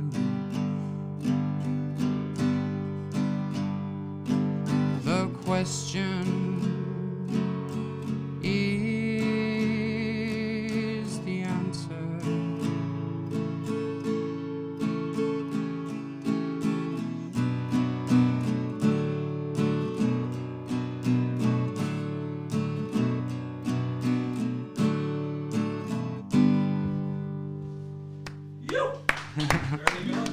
That's guys. fucking amazing, man. Thanks a million, That's really good, man. Really good, man. A really nice sound off that little guitar as well, man. Yeah, that's my girlfriend Ali's. Yeah. Shout out Abby, thanks for the strings. that was top notch, man. I like the way you don't overdo it with the guitar as well. You just strum it out. I was just about to say the strum was really like Lovely and consistent, yeah. like a nice melody. You've a fucking great range in your voice as well, man. What you're not on these headphones here? Oh, swap with them with that one. Maybe. So no, did you not mute them on? Oh, maybe. Just can you hear something now? No, Hello? not Go back to that one. again.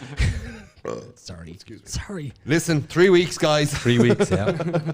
We have loads of fun stuff. You Pierce, back on? Pierce will Awesome. be doing a science segment every week. He will be doing the science segment. I don't know what segment I want to do. The bastard segment. The wank segment. Let me get back to me wanking issue. Go on. It's been 2 weeks. Leave it roll. Right, no, I don't want to leave it roll. Because you destroy the place when you do. No, the problem is, so every time, now it has been 2 weeks. Yeah. Has it? But, yes it has. But, it's not been 2 weeks since I've attempted it. Oh, that's sad. Exactly. Exactly. So, but I forget you're old as fuck. My problem Does is... talcum powder come out when you go? My dick has COVID. No, but genuinely, the problem is you be fucking going hammer and tongs, and you're just Maybe about... that's the problem. No, Maybe wait, you need a wait, little wait. bit of love. You're just about there, and then you're like, it's going to happen, No, it's not going to happen. And then it just disappears, and you're like, fuck! That happens maybe 3 times in one session. Happens a lot to people on antidepressants.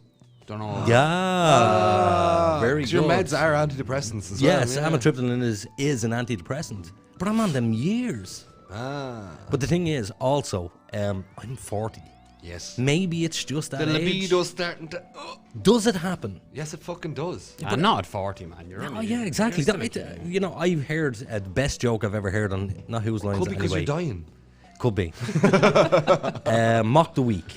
So, you know the section of Mock the Week. Do you watch Mock the Week? Yeah, it's a great show, yeah. A great panel show. So there's a section. Are you sniffing your fingers? No, I'm That's pinching what it the end- looks like you're I doing. pinch the end of my nose like that. I was gonna I ask do what- when I'm intrigued and listening to something. Okay, sorry. So, one of the comedians got up and they were doing a section where, you know, they have to, not ad lib. Yeah, it is ad lib. Yeah, kind of Something's- improvise something about what It's a topic. improvised scene. Yeah, So yeah. a topic comes up on the screen behind them. Yeah, yeah. And it was agony ants that never went to the newspaper Yeah, or something things like you that. wouldn't hear an agony ant say. Exactly. Yeah. But this is somebody who wrote in, and it was Dear Agony Ant, or whatever her name was. My husband is 83 and he's lost his sexual drive. Thank God. Because, like, genuinely, I know older men who are just fucking perverts. Yeah, because they're on the way out. They're like, better get this, because it's that mammalian instinct where it's like, I better scatter my seed. And they really take over when you come to the end. That's in America. They have massive problems with old people. Old folks' homes, STDs. Yes, because they're all riding each other.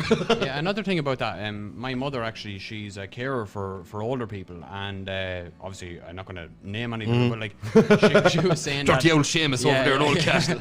But a lot of the older guys she was looking after, she says that even if they get dementia or whatever, that's they still do it. That urge doesn't fade. Like she could be bathing them and she has to throw the tea towel over it, kind of job. Well, my ex actually worked with. Did you ever see a tent in a bath? My ex actually worked with mentally handicapped people. Oh. And this is there's so many of them who are just at themselves constantly. But there's this one young lad, about 14, 15 years of age. And his nails were long, but as he was doing it, he'd tear himself. That's sad. And he would bleed. But there was one day, she walked into the room, and there he was, hammering tongs at himself. And she went, just leave him alone. And she went out and she closed the door. And with that, a doctor came in, because in the hospital where she was working, there's plenty of doctors around. And the doctor came in and went in and saw the kid doing what he was doing. And the doctor said, who said he could do that? And my ex went, what, have a wank? Yeah. She's a dub, by the way. So, and he said, yes, he's supposed to get a prescription for that. What? A prescription for a wank. Really? That's I swear amazing. to God, yeah. That is amazing. He was given a prescription for a wank. That's class. Imagine going to the doctor and the doctor saying to you, well, you know. No, imagine the guards coming up to you in the middle of the town having a wank. I got enough from me, doctor. Are you denying me medical attention? All I could think of there was Gail Swallows. Officer Doofy, man. Doofy. A comedy hero. Have you ever stuck your penis in a vacuum? Yes, I have. Have you ever stuck your penis in a vacuum? No, I'm fairly white bread when it comes to stuff like that. No. What age were you? I was 12, right? But then me and my best friend at the time convinced my brother to do it. Mm-hmm. We were about 14. He was about 7 or 8. And it was really funny because the Hoover was on. Yeah, and he was doing it real slow because when I did it, I went.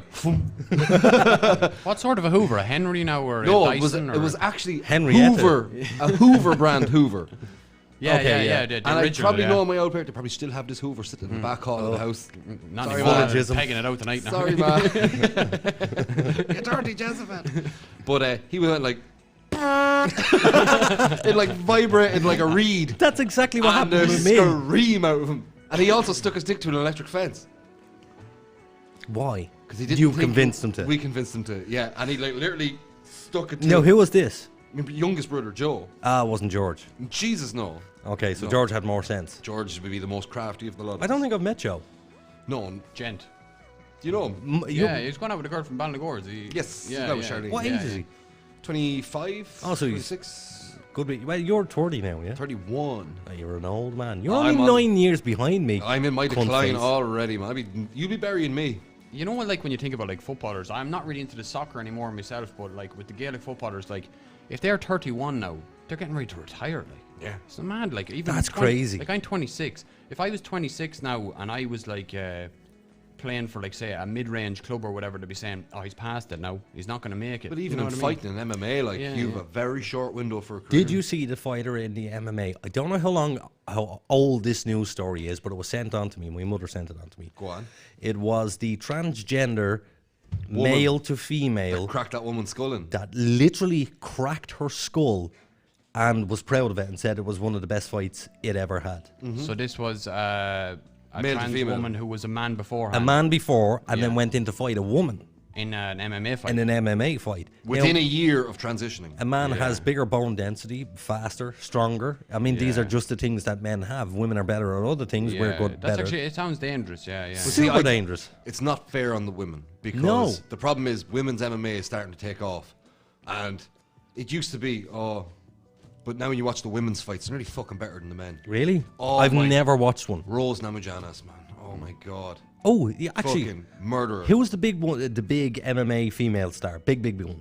Oh, Amanda Nunes. No, You're talking about Ronda Rousey. Ronda Rousey. Yeah, Ronda Rousey is in 911. Yes, because she's lost it. She's gone out fighting. Oh, she's done. Yeah, she got put up on a pedestal that she shouldn't have been on, and she got taken down hard. I still haven't seen the McGregor fight, the last fight.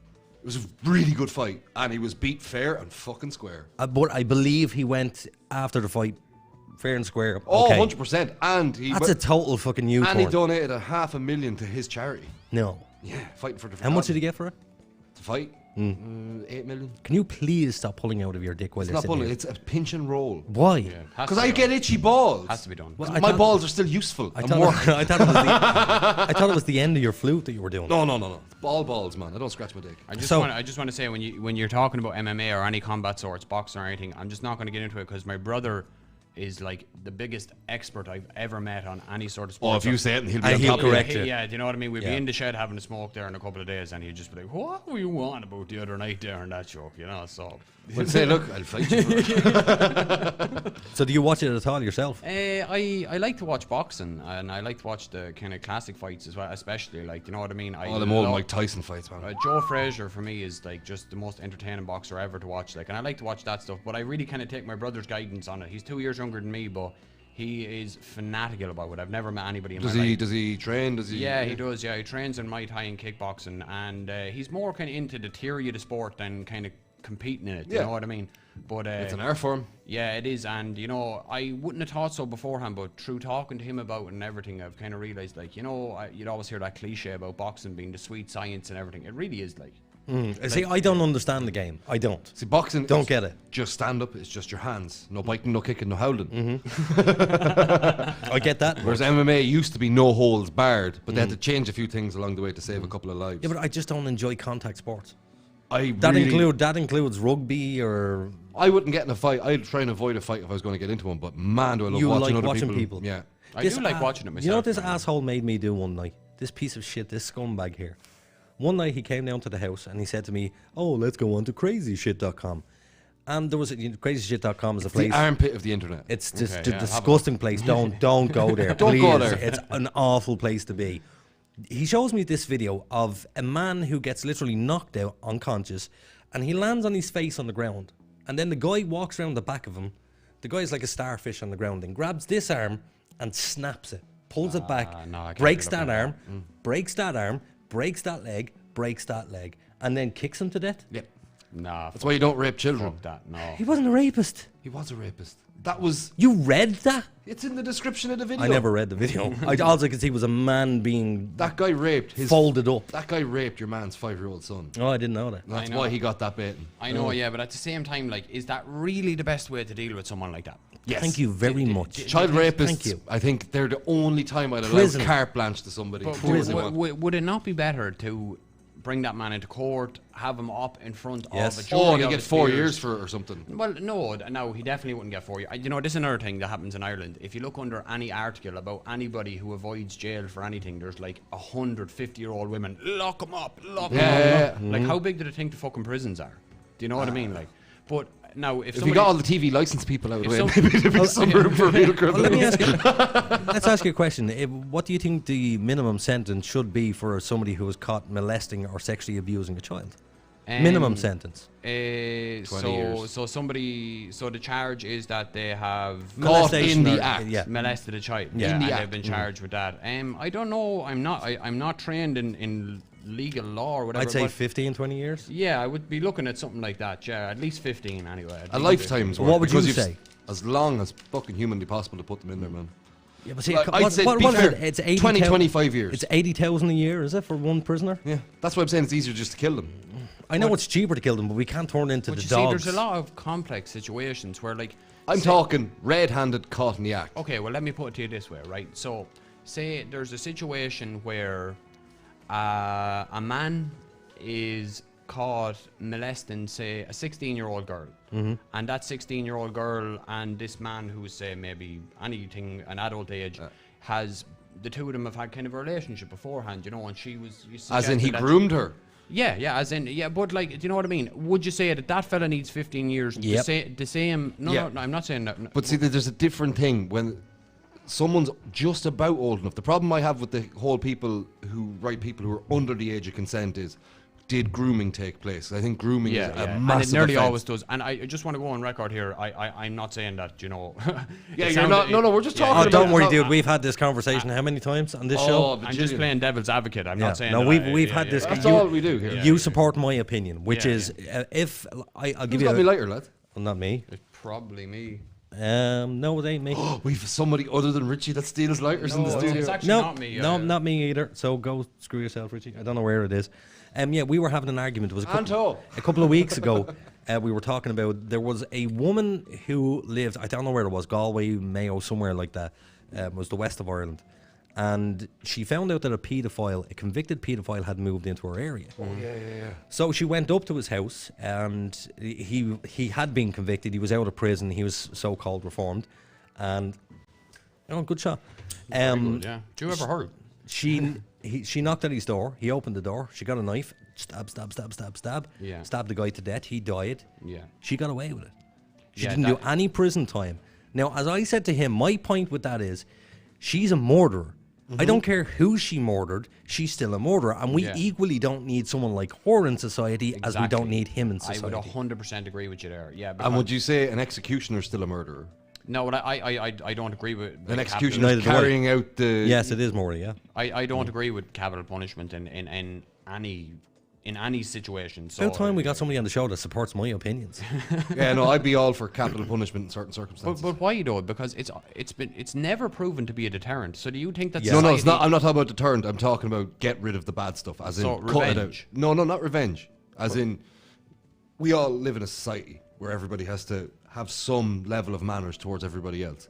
If somebody can prove that they don't belong within society, exile is no longer really an option. Yeah. Because you're just putting your problem on another society. Terminate them. But is it their fault? Is it their fault they are what they are? Yes. Well, free fucking will. So gay men, is it their fault they are what they are?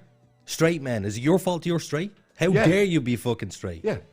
Free will. We all have the free will to do whatever we want to do. But if somebody's free will imposes on somebody else's free will, absolutely, and if they have shown no sign of remorse or no sign of wanting to better themselves, fuck off. Yeah, but how do you know whether they actually are showing remorse? Because most murderers or child rapists, they'll go up and go, I am so sorry, blah, blah, blah. Yeah, there's a lot of murders happen in the heat of the moment. And they get called in manslaughter. this country. Yeah, and they get called manslaughter. Yeah. I don't believe that somebody who killed somebody in the heat of the moment in a fight deserves to die for it. No, they don't. But if somebody is found and they've 11 bodies in their shed, kill that cunt. I don't know, because we're just becoming the animals ourselves. Yeah, exactly. That's what we are. No, we're not. Fucking mammals. We've gone past that. No, we haven't. Sorry, our brains have gone past that. Everything else hasn't. Sorry, David wanted to say something. Yeah. Sorry, lads. I didn't mean to interrupt you. No, you're fine.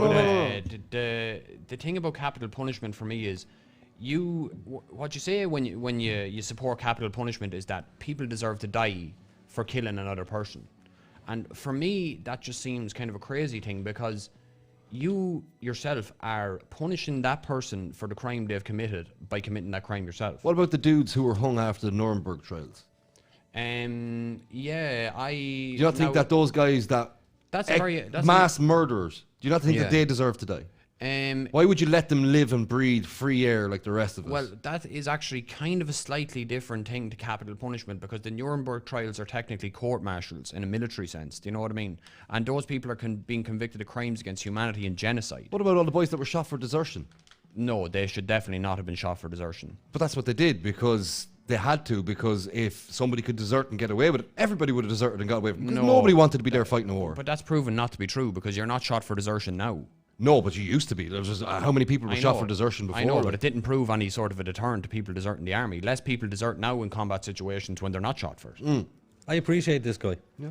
He's a good guy. He's a good guy, man. He has my opinion. I just think I wanted him on. He has my fucking opinion. You need to come on here more often, because I'm facing this asshole every week. Well, it wouldn't be any good if the three of us all thought the same way. Yeah. You know what I mean? I'm for capital punishment in certain circumstances. No, what I'm enjoying is the fact that you're being intellectually consistent with your arguments. You know, you're saying, well, no matter... Are you saying, let's say a guy, Richie goes out and he murders 200 people, slaughters them. Yeah. You're saying still no death for him? No. Yeah, No, not intellectually consistent. And even with the Nuremberg trials, I want to go back to that for a second, because that actually is something that I would battle with slightly, because like I would consider myself to be, you know, somebody who, if I might not be left-wing economically, but in terms of the way I think about the world, I think what the Nazis done during the Second World War is the greatest crime that's ever been committed against humanity. That's, in my opinion. Like, you can disagree with me on that if you want, but just a point to add to it. I just want to continue with what I'm saying. So, I would like to be in a situation where I was standing there and watching these guys hang, but then I'm thinking, why do I want to see that? What part of me wants that?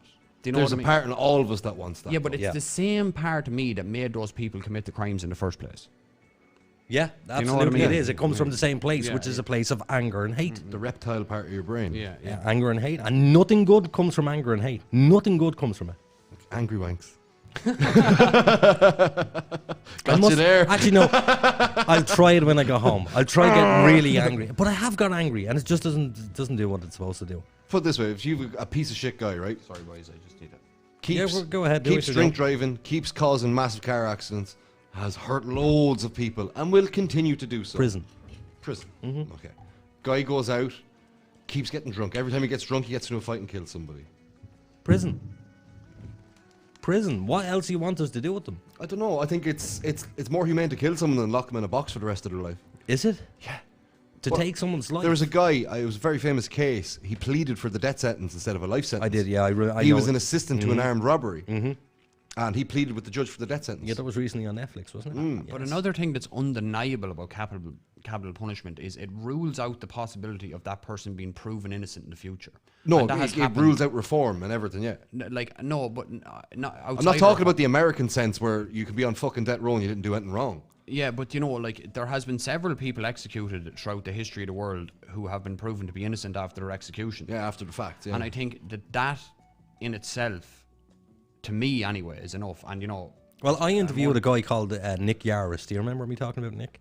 No. So Nick Yaris is a guy, he was put in prison for 22 years. He was on death row for 22 years for murder and rape he did not commit. That guy was on The Voice. No. In America. What was the guy who was on America's Got Oh, no, Talent? that was that black dude, yeah. He was the same thing. Exact same story, copy and exact paste, same yeah. story. But he done 22 years in prison. While he was in prison, he was shot by one of the prison guards. He was beaten. He was made fight other prisoners. He was raped. 22 years of his life, DNA. Yeah, exonerated him. I'd rather take a bullet than do those 22 years. Do you know how much he got off the government? Zero. Yeah. Zero, because in the state that he was in, they didn't have reparations for people who were wrongfully convicted of a crime. yeah, that's scandalous. And like, Absolutely. and capital punishment, you see, like you know, 90% of the time, even more, you probably will execute somebody who probably could be seen to deserve that. But the thing is, 1% or even less than 1% of the time, you might execute somebody who doesn't. Oh, there's always a margin of error. And for me, human life is the most sacred thing in the world. I have no religion. I don't believe in any sort of deity or spirituality. But what I do believe is that is all we have is our life. That after that, there is no reality. So the fact that because I think that this person deserves to die might end in somebody innocent being executed is a reason enough for me to say that it shouldn't happen ever. Well, if you take, for example, that if it's 1% of the population that is wrongfully accused, what does that 1% equate to? 200 people, 300 people, what is the number? An unforgivable amount, man. An unforgivable amount. So even if it's one person, even if it's one person. So rather than kill that one person, just keep them in prison for the rest of their I'm lives. not saying society should adopt my opinion. All I'm saying is that's my opinion. We'd have a terrible society if we adopted your opinion. Richie's super fascist, something. Eco-friendly island or something like It's that. where he gets old people, puts them in a cannon, and shoots them onto an island. And if No, you got it wrong. Go on. It's on your 80th birthday, you're putting a cannon and shot off the island, and if you can swim back, you get to stay. Yes. I don't think we're going to be getting anybody swimming back. Although, have you ever seen somebody actually being shot out of a cannon? Yeah.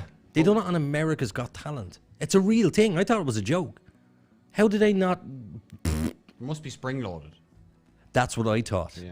Because there was a guy in America's Got Talent, he shot himself out of a cannon over a helicopter. Exactly. If that had gone wrong, which it did during the pre-takes, it went wrong twice, but the helicopter wasn't spinning. Thank fuck for that. Yeah. Yeah, it He'd have been was just- definitely on America's Got Talent. Yeah. It definitely wasn't on Britain's Got It sounds like Russia's Got Talent. I'd love to see what they got. Actually, another one of those TV shows that I like is America's Got Talent, X Factor. I like all of that No, I hate stuff. the manufactured, entertainment value. pre-planned They do, yeah. sob story. No, look, once they come out and they go, look, my auntie's uncle's dog died last year and this is for them, boo-hoo. yeah, I understand that. But some people have some actual tragic stories, like the young girl, the black girl. She was going on a school trip. She was living in Africa. She was going on a school trip, and the plane crashed. Only survivor, but she was burned horrifically. So she went on to America's Got Talent because that was her dream to do that. And you can't, mock somebody for their dream. No, she went and she succeeded. I think she got the sympathy vote because she wasn't that great. But still, some people have legitimate sob stories. Yeah, and it is nice to see that person get that kind of Absolutely gratification in it's their life. the second they start clapping for that person, that's when I go, they've now been accepted into society. Most of these people feel like outcasts. Yeah. And now they have a room full of people sending them love, which is if they've probably not got like that before, which is a good thing. Yeah, and like, don't get me wrong, like, America's Got Talent, Britain's Got X Factor, all that kind of stuff. I wouldn't watch it myself. I don't really feel too comfortable about what it is doing to the music industry. But for, like what you've described there, like, you can't deny that's a nice thing to see happen. Absolutely, Do you know what I mean? You can't deny that. Like, it is. Like, And it is one of those things. Well, you look like you're falling asleep over there. I'm thinking. Okay, what are you thinking of, Richie? Think out loud. I was just thinking about back to the way, like, Germany, World War II was like, they were the bad guys. The USSR had the highest kill count of innocent people. No. Hold on a minute now. So we're talking about X Factor. That's what I was thinking about. You asked me to say my thoughts out loud. Fair enough. But kill count is kind of irrelevant because Germany started the war based on the premise that, well, among other things, that Jews were subhuman and that they needed to be exterminated from Europe. Yeah. Now, the USSR... You're talking about World War II. Yeah, sorry, did I say World War I? No, because you're saying that the war was predicated on... On, amongst other things, the German Nazi government's belief fascism. Was it not the Treaty of Versailles that pushed Hitler over the edge, and when we're not paying reparations to all these countries? That was his pretext. But once the war started, like, I'll give you an example of it. Like, even when the borders had been breached, and the Russians were coming into Berlin, and the Americans were coming in on the other side, Germany was still sending Jews to concentration camps. It was an unstoppable machine. That was their priority. So yes, the USSR, and don't start me on the USSR because I know Soviet Russia committed some of the worst crimes against humanity in history. But World War II, the responsibility for that lies solely on the German people and of that time and the Nazi Party. Yeah. But do you not believe that the Brits and the Allies they committed a war crime when they bombed Dresden? No, what they did was they used propaganda to prop up their war. Because if you look at, there's a very famous photograph, you probably both have seen the photograph. It's a mound of shoes. So it's like all of these shoes, and then there's all these glasses, and they're separate piles of these things. And these pictures were published in the newspapers, and it was, look at all these people who were killed. That was wrong. These shoes were collected from people who were newly put into the internment camps. I know, but that's kind of... So these people, a lot of these people didn't die. No, but the thing is, 8 million Jews did die. And if you disagree with that number keeps climbing. Okay, no, if we're going to get into Holocaust denial, I just don't want to speak about I don't. But I believe the Holocaust, of course it happened. No, I was trying to bring up not the Holocaust, I was talking about the Holodomor. What was the word for... There was a massive famine post World War II in USSR. In Ukraine, there was a Ukrainian famine. That was the Holodomor, Yeah, that was as a result of Stalin's Stalin was in the farms, by orders of magnitude, a much worse man than Hitler. Well, see, with the Holocaust, I'm a believer that the Holocaust, of course the Holocaust happened. I mean, there's video evidence of this. Anybody who denies it is a fucking moron. But what I have to say is, do I believe 8 million Jews were killed? No, I believe more in the region of 4 to 5 million Jews were killed. Okay, well, it happened. Strongly they tried to exterminate them. I don't think we're going to have enough time to even get into it there. No, that's a whole other 3 hours. And, I don't know, that type of thing, especially with the Holocaust, I have very strong views on it, and I think that if we're going to get into that now, the worst thing about not going to make for very entertaining. No, but you look at Schindler's List. Walk away, dude. Walk away. No, when you look at Schindler's List and you see that little girl in the red coat, and it brings it back to you. Even if they were the worst cunts ever, there was children. The Jews. But they weren't the worst cunts. No, that's what I'm saying. Even if they were. I know, but to even suggest that they might have been is ridiculous. Who we're talking about the Jewish people No, of Europe. But what they were subjected to. Like the Jews in Europe, pre-World War I, pre-World War II, they were pushed out fucking everywhere. Yeah, they were, yeah. But that's what brought on Zionism and the creation of the State of Israel. And I heard you say earlier that you were watching footage, coloured footage. I hear you saying that? I was French looking at dudes in some, World War One. cause, coloured footage or recolored photographs of French soldiers from the First World War. I was only watching the same thing myself. I told you a couple of weeks ago. I was only watching it very recently. It's pretty awesome to watch. Yeah. Horrible, but awesome at the same time. Yeah. It's educational and entertainment. But what I noticed in one of the videos was a man being executed. So this lone guy was standing there, and there was a lot of Nazis standing with rifles pointed at them, and 2 of the Nazis were crying. 2 of the men were crying. And if you listen to Dr. Jordan Peterson, he would tell you that if you were born back in the time of World War II and you were German, most likely you would have been a Nazi. To put you into that situation, because we live in such a comfortable environment that, how do you stand up against, a tyrant like Hitler? You can't, or you'll be killed. It's very simple. Do you know what that's like saying, right? That's like saying that if you were born in Ireland in the mid-2000s, it's most likely you would have voted for Fine Gael and Fianna Fáil. No, that's a terrible comparison. Because that's what the majority of people done in Ireland. No, because we're a free country. You're mixing it up a little bit. No, I'm not. Because the Germans were fucked after World War One because they lost the Rhineland, they had all these embargoes. Was it the Weimar Republic or whatever? Like, see boys walking out of the shop with stacks of fucking paper to buy shit. Yeah. They had a bad time, and then there was this guy promising them everything. Oh, all your problems are caused because of these Jews. Yeah, I know, yeah. You know what I mean? Yeah. So it was missold to these people. And the point being is, if you were alive back then and you had a horrible dictator like Hitler, who was your commander, who was saying, you must go out and do these things, what are you going to do? Defunk and just run away from the army, and then you end up getting killed, your family gets killed, you're told you're a spy. There's so many things that you have to consider that you probably would have been one of these assholes who pulled the trigger. I don't know, like, I understand what you're saying. Like, I can't put myself in a position where I can actually think like a person from 1940s Germany. Like, you know what I mean? So you could be right, but what I will say is that all these concentration camps that were in Germany and some in Poland and other parts of Europe, say like Belsen or Auschwitz and all these, there was communities of people that were living around those concentration camps. Knew exactly what was going on. They knew exactly what was happening. Now, I don't know what incarnation of myself would have been around in 1940s Germany, but if I was having to wipe the ashes of burnt innocent children off my forehead every day when I went outside, I think I'd say, well, fuck this now. But what if you were conscripted into an army? If I was conscripted into an army, yeah, well, that's another thing. Like, like the ordinary guys who fought in the Wehrmacht, I don't really have any problem with them fellas. Do you know what I mean? They were misled into believing that they were fighting for their country, but then that's different to the people who were actually Nazi party members or SS. Like, do you know what I mean? There's a distinction there. But you will say one thing, man, they had the best uniforms.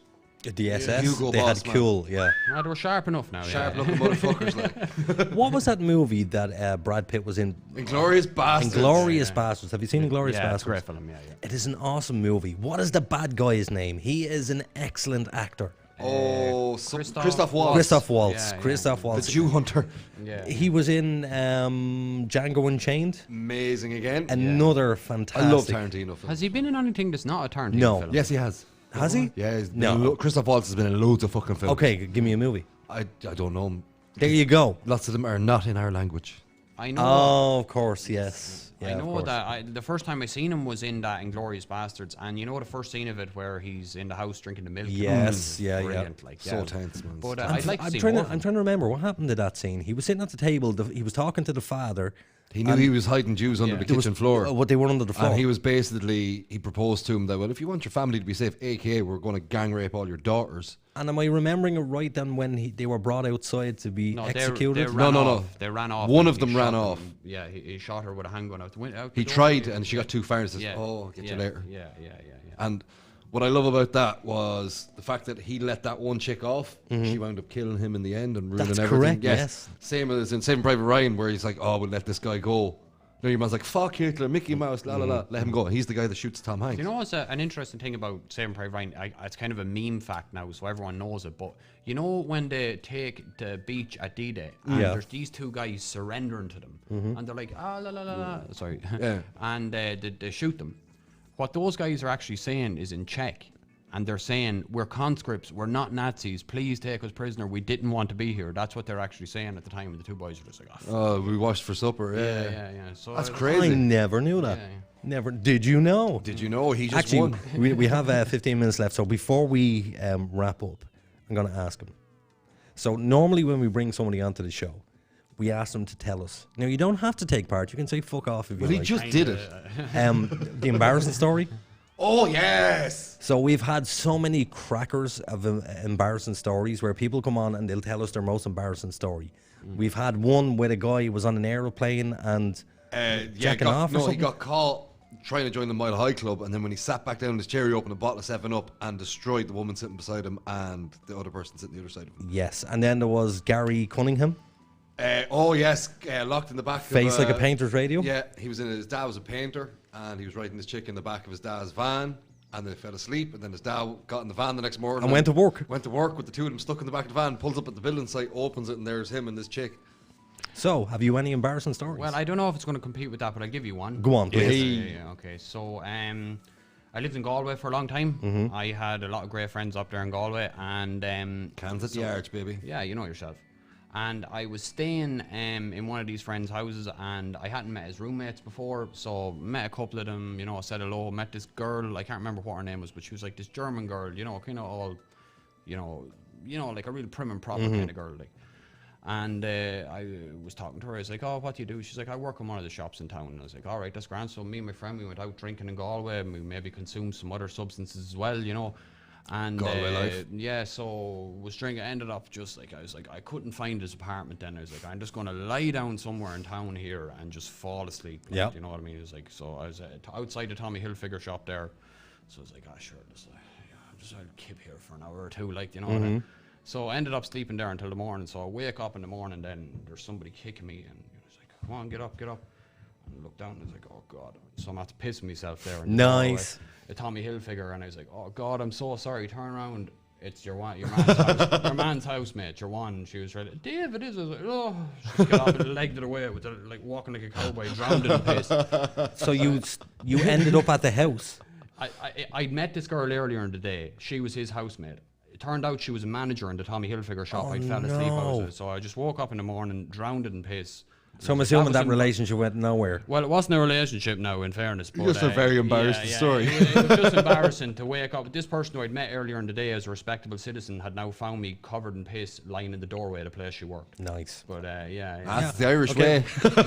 Well, we have a new editor inside, which is Ash, and she's going to get all of the embarrassing stories and put them into one video. Nice. Did you tell your embarrassing story? I did. Many's. I have many's and embarrassing. You have stories. so many of them. It's because you're also a pervert and a weirdo, and you're a strange guy. Strange fish, man. Did you ever get caught? Did I? You did. You did. No, actually, you had a ghost jizz. You had a ghost jizz in your mother's house in the bathroom. Your father came. I couldn't find it. And you couldn't find it. He jizzed and he couldn't find it anywhere. Whapping the lad in the bathroom, door locked, big house, only place for a bit of privacy was the bathroom. and then father, I mean, the fuck is running down my legs? I'm like looking everywhere for this fucking jizz, man. I was like, is it hanging from the ceiling? The ceiling. He checked the fucking ceiling. Rubbed the walls. Are getting some torque on that. Like I'd know where to find it. Like, you know. I want to get one of them, like, the speed camera police detector things and jizz across and see how we fast should they do go. that. Have a good show. Actually. Next time we see a Gatso van just outside of a Gatso van. Dun, dun, dun. How far did it go? How fast did my wings go? You do me a favour if you have a spare minute. Have you ever had one that's audible? Yes. Like you can hear it go. Yeah. I've one hit me in the eye. Having sex on top. And Should you be telling the story? No, I'm not going to include anybody. Okay. Had to pull out, so pulled out. But whatever way I pulled out, it kind of went like that. And it was like... yeah. Caught me right in the eye. Like cackles. And did you? Was it one of those moments? Because I've watched porno movies. I had to walk away. You know when you watch a porn You and watch porno movies? Okay, Are you serious? Of course. For the dialogue. Ex-hamster, porn tube. What's the other one that There's a new one out now. I'll tell you about half this ground. All Chinese viewers. Actually, Chinese fart porn. Ooh. You know that's a thing, Chinese fart porn. Oh man, I know that's a thing. Yeah. Chinese women will come out and they'll fart on a birthday cake, and Everything is a thing. you eat it and jerk off. What? China, crazy place. What? They sell panties in the machines, used panties in vending machines over there. And I'm talking to you, and you're still doing the roll. Pinch and roll, man. I guarantee you, if you tried to sell your dirty socks online, you'd find someone that'd buy You it. would. You would, like, I'm telling you. If it exists, it's on the internet. Yeah, yeah. Now, that's the thing. There's so many weird people on the internet that are into strange things. I can't tell this story. We've 11 minutes. I can't tell the story because it's about you. Oh, then don't. I thought you were going down the one man, one jar. Can I can, No! No, I'll remind you. Right, remind me. And then you tell me. Fucking outing me. And then you tell me whether I can say anything about it. No, because I can't, because then everybody will know. Yeah, don't. Just fucking don't. I'll wait until after the show. Don't. We'll ignore that part completely. What we're going to do is we're going to end now. With a song. With a song, yeah. You got another song in you? Yeah, I might just do another one a cappella if that's Please all right. do. That's no that problem at will all. be beautiful. You get yourself set up there. You just have to take the headphones off for this one. No, don't when you? I'm singing with the guitar, I don't mind the headphones. It's just I miss being in the pubs and doing this kind of singing, so I just thought I might take That's a it. good question. So, were you doing many pubs before the lockdown? Yeah, I kind of fall in on a session anywhere I could, like, do you know what I mean? Right. If there's people playing music, like, I That's the remember. beauty of Irish So it's not like sessions. it wasn't paid work. It was just you turning up with the Jesus, guitar. It wasn't paid work. No, I do a bit of busking down in Galway. You might get a few Oh, right. pints out of it now if Yeah, you're a good old... And would you earn a few quid on doing the busking? Yeah, I'm telling you, on a good night doing busking, say if there's a load of drunk students out, especially around Freshers Week or that, you could easily get 200 quid in a night. Really? Yeah, like if just when they're going by, I refuse to play a Wonderwall, but I will go for, Yeah, you'll do it. you know, that kind of thing. Do you know what I mean? Like, yeah. What is the worst performance that you've ever given that you thought I shouldn't have done that? I played, you know that Dragostanting Te, you know that song, My Oh yes, of course, yeah. Yeah. One of the first memes from the internet. Yeah. So I played that one night, and I don't mind the fact that I played the song, but I butchered it as well, so it was a bit cringe. So you don't want to do that tonight, no? No, I'm not going to do that one tonight. Right, well you can crack on and sing your, But before he does any of that, yes, we would like to thank Newtown Coffee for sponsoring the show. We'd like to thank everybody for listening this evening in our unprofessional state. We will be doing one show a week until we've the studio sorted. Who's our old sponsor? What's it? We haven't. Oh, Social QR. Social QR. Sorry, lads. We do have a sponsor. I forgot who it was. Scott and Corey, Social QR. We You should have give an them a ad in shout, there. yeah. Newtown Coffee. Shout out to Ken, Band of Brothers page. He was on Ray Dolan's 12 Bongs promoting that as well. Shout out to Daniela Lingy. Danielle Lingy for giving us loads of food, loads of Red Bull, and coming in and painting. And painting for us, yeah. We've had lots of volunteers come in. Thanks to everybody. We're getting a lot of support from people. Great vibes. We're working really hard to get the studio going. I know sometimes it's shite. It's just us talking constantly and bantering. That's what a podcast is. Yeah, but we're trying to work back in a few more guests. It's nice to have a guest in again. Oh yeah, because it takes the pressure off us. Not even that. It's just nice to have a different face that agrees with me and throws in some whopper tunes. We're working really hard to get this place up to speed as quick as we can, and thank you for bearing with us. And we also have a stage area. A stage area for when the musicians So come in when you come back, which Nice we will one, have you nice back, one, nice one. and we're going to have a stage area over here, so you won't be sitting behind any of this crap here. You made the recall list already. Yeah. Well, just before I do sing the tune, I just want to thank you so much for having No me on, problem guys. at all. It's great crack. We'll have you honestly, back really anytime we enjoyed can. it. Anytime you record anything, or if you're going up on Spotify. And we keep saying that to all our musical guests. Oh, and congratulations to Awaken Dominion. Why? They made their way onto a little playlist. Really? Yes. And just a shout out to Awaken Dominion in general. Check them out on Spotify. Awaken Dominion. Yeah, okay, fair enough. Yeah. Awaken the Mini. What was I going to say before this? I don't know. You bastard, you Stop interrupted scratching me. your balls, Richie. Okay, so yeah, sure, walk away. You do what you need to do there, bud. Yeah, so I've been sipping away on a little bit of whiskey here for the whole duration of the podcast, so I might just do a little song about whiskey. if that's Walk okay. away, walk away. Oh, whiskey, you're the devil, you're leading me astray over hills and mountains and to America. You're sweet or strong or decent, or you're spunky or not ten. Oh, whiskey, you're me darling, drunk or sober. Said the mother, do not wrong me, don't take me daughter from me, or rob you do, I will torment you, and after that me ghost will haunt you. Law, fare thee well, with me terrible doodle dum da, me terrible doodle dum da, me rifle to a laddie, oh, there's whiskey in the jar. Oh, whiskey, you're the devil, you're leading me astray over hills and mountains and to America. You're sweet or strong or decent or you're spunky or not ten. Oh, whiskey, you're me darling, drunk or sober. Oh, the French are fighting Maori, men are dying hot and cowley. Give every man his flesh now, gore his firelock on his shoulder. La, fare thee well. Wet me terrible doodle dum da, me terrible doodle dum da. Me rifle to a laddie, oh, there's whiskey in the jar. Oh, whiskey, you're the devil, you're leading me astray. Over hills and mountains and to America. You're sweet or strong or decent or you're spunky or not ten. Oh, whiskey, you're me darling, drunk or sober. Woo! Well done. Awesome. Actually, I just remembered what I was going to say before you interrupted me, you bollocks. We have had quite a few musical guests into the studio, Studio 1 and 2. Now 3. Now this is 3.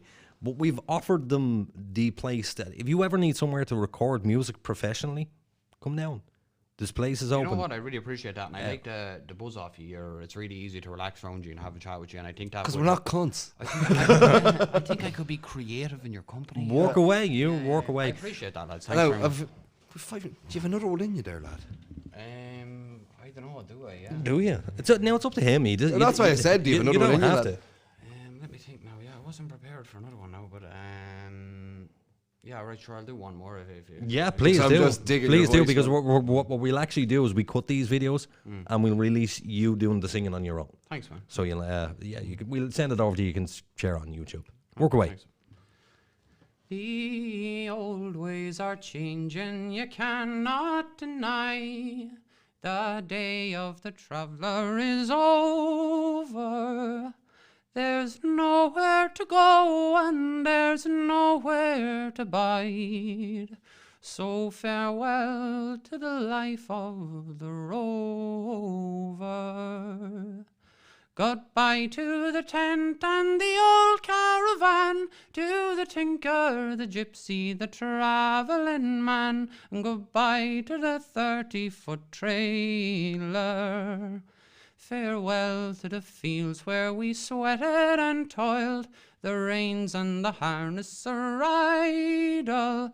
You don't need a strap when you're breaking up scraps, so farewell to the bit and the bridle. Goodbye to the tent and the old caravan, to the tinker, the gypsy, the travelling man, and goodbye to the 30-foot trailer. The old ways are passing and soon they'll be gone, for these days a man cannot dunder. They're sent to evict us, and when they afflict us, they show us away in a tractor. Goodbye to the tent and the old caravan, to the tinker, the gypsy, the travelling man, and goodbye to the 30-foot trailer. You've got to be fast to keep up with the times, for progress is high a big factor. There's a bylaw to say you must be on your way, and another to say you can't wander. Well done, man. Well done. That's pretty awesome. Brilliant, man. Brilliant You just voice. don't expect it from him, do you? No. I genuinely was expecting some sort of baritone from him, that low, deep voice. But It's and that's just such a voice, man. Thanks for it giving me the is opportunity to do it. really traditional. Thanks for coming in. Yeah, man. Thanks for coming in. Classing up the joint. Yeah, exactly. So I'd like to thank Richie for coming in tonight. Thank you very much, Richie. And Mr. David Pigeon, thank you very much for coming Thanks, in. boys, thanks. I'd also like to thank Ash and Anto, who are sitting inside, our new interns, and Mr. Pierce Fox for not coming in tonight. Look, it wasn't But it Pierce's was fault. my fault. Yes, it was my fault. So Pierce, I'm sorry. I love you, man. I love you. So we will talk to you next Thursday at 8 o'clock. Right before you wrap it up. Yes. Shut your face, Aiden. See you next Thursday. Oh, ads. Wrong one.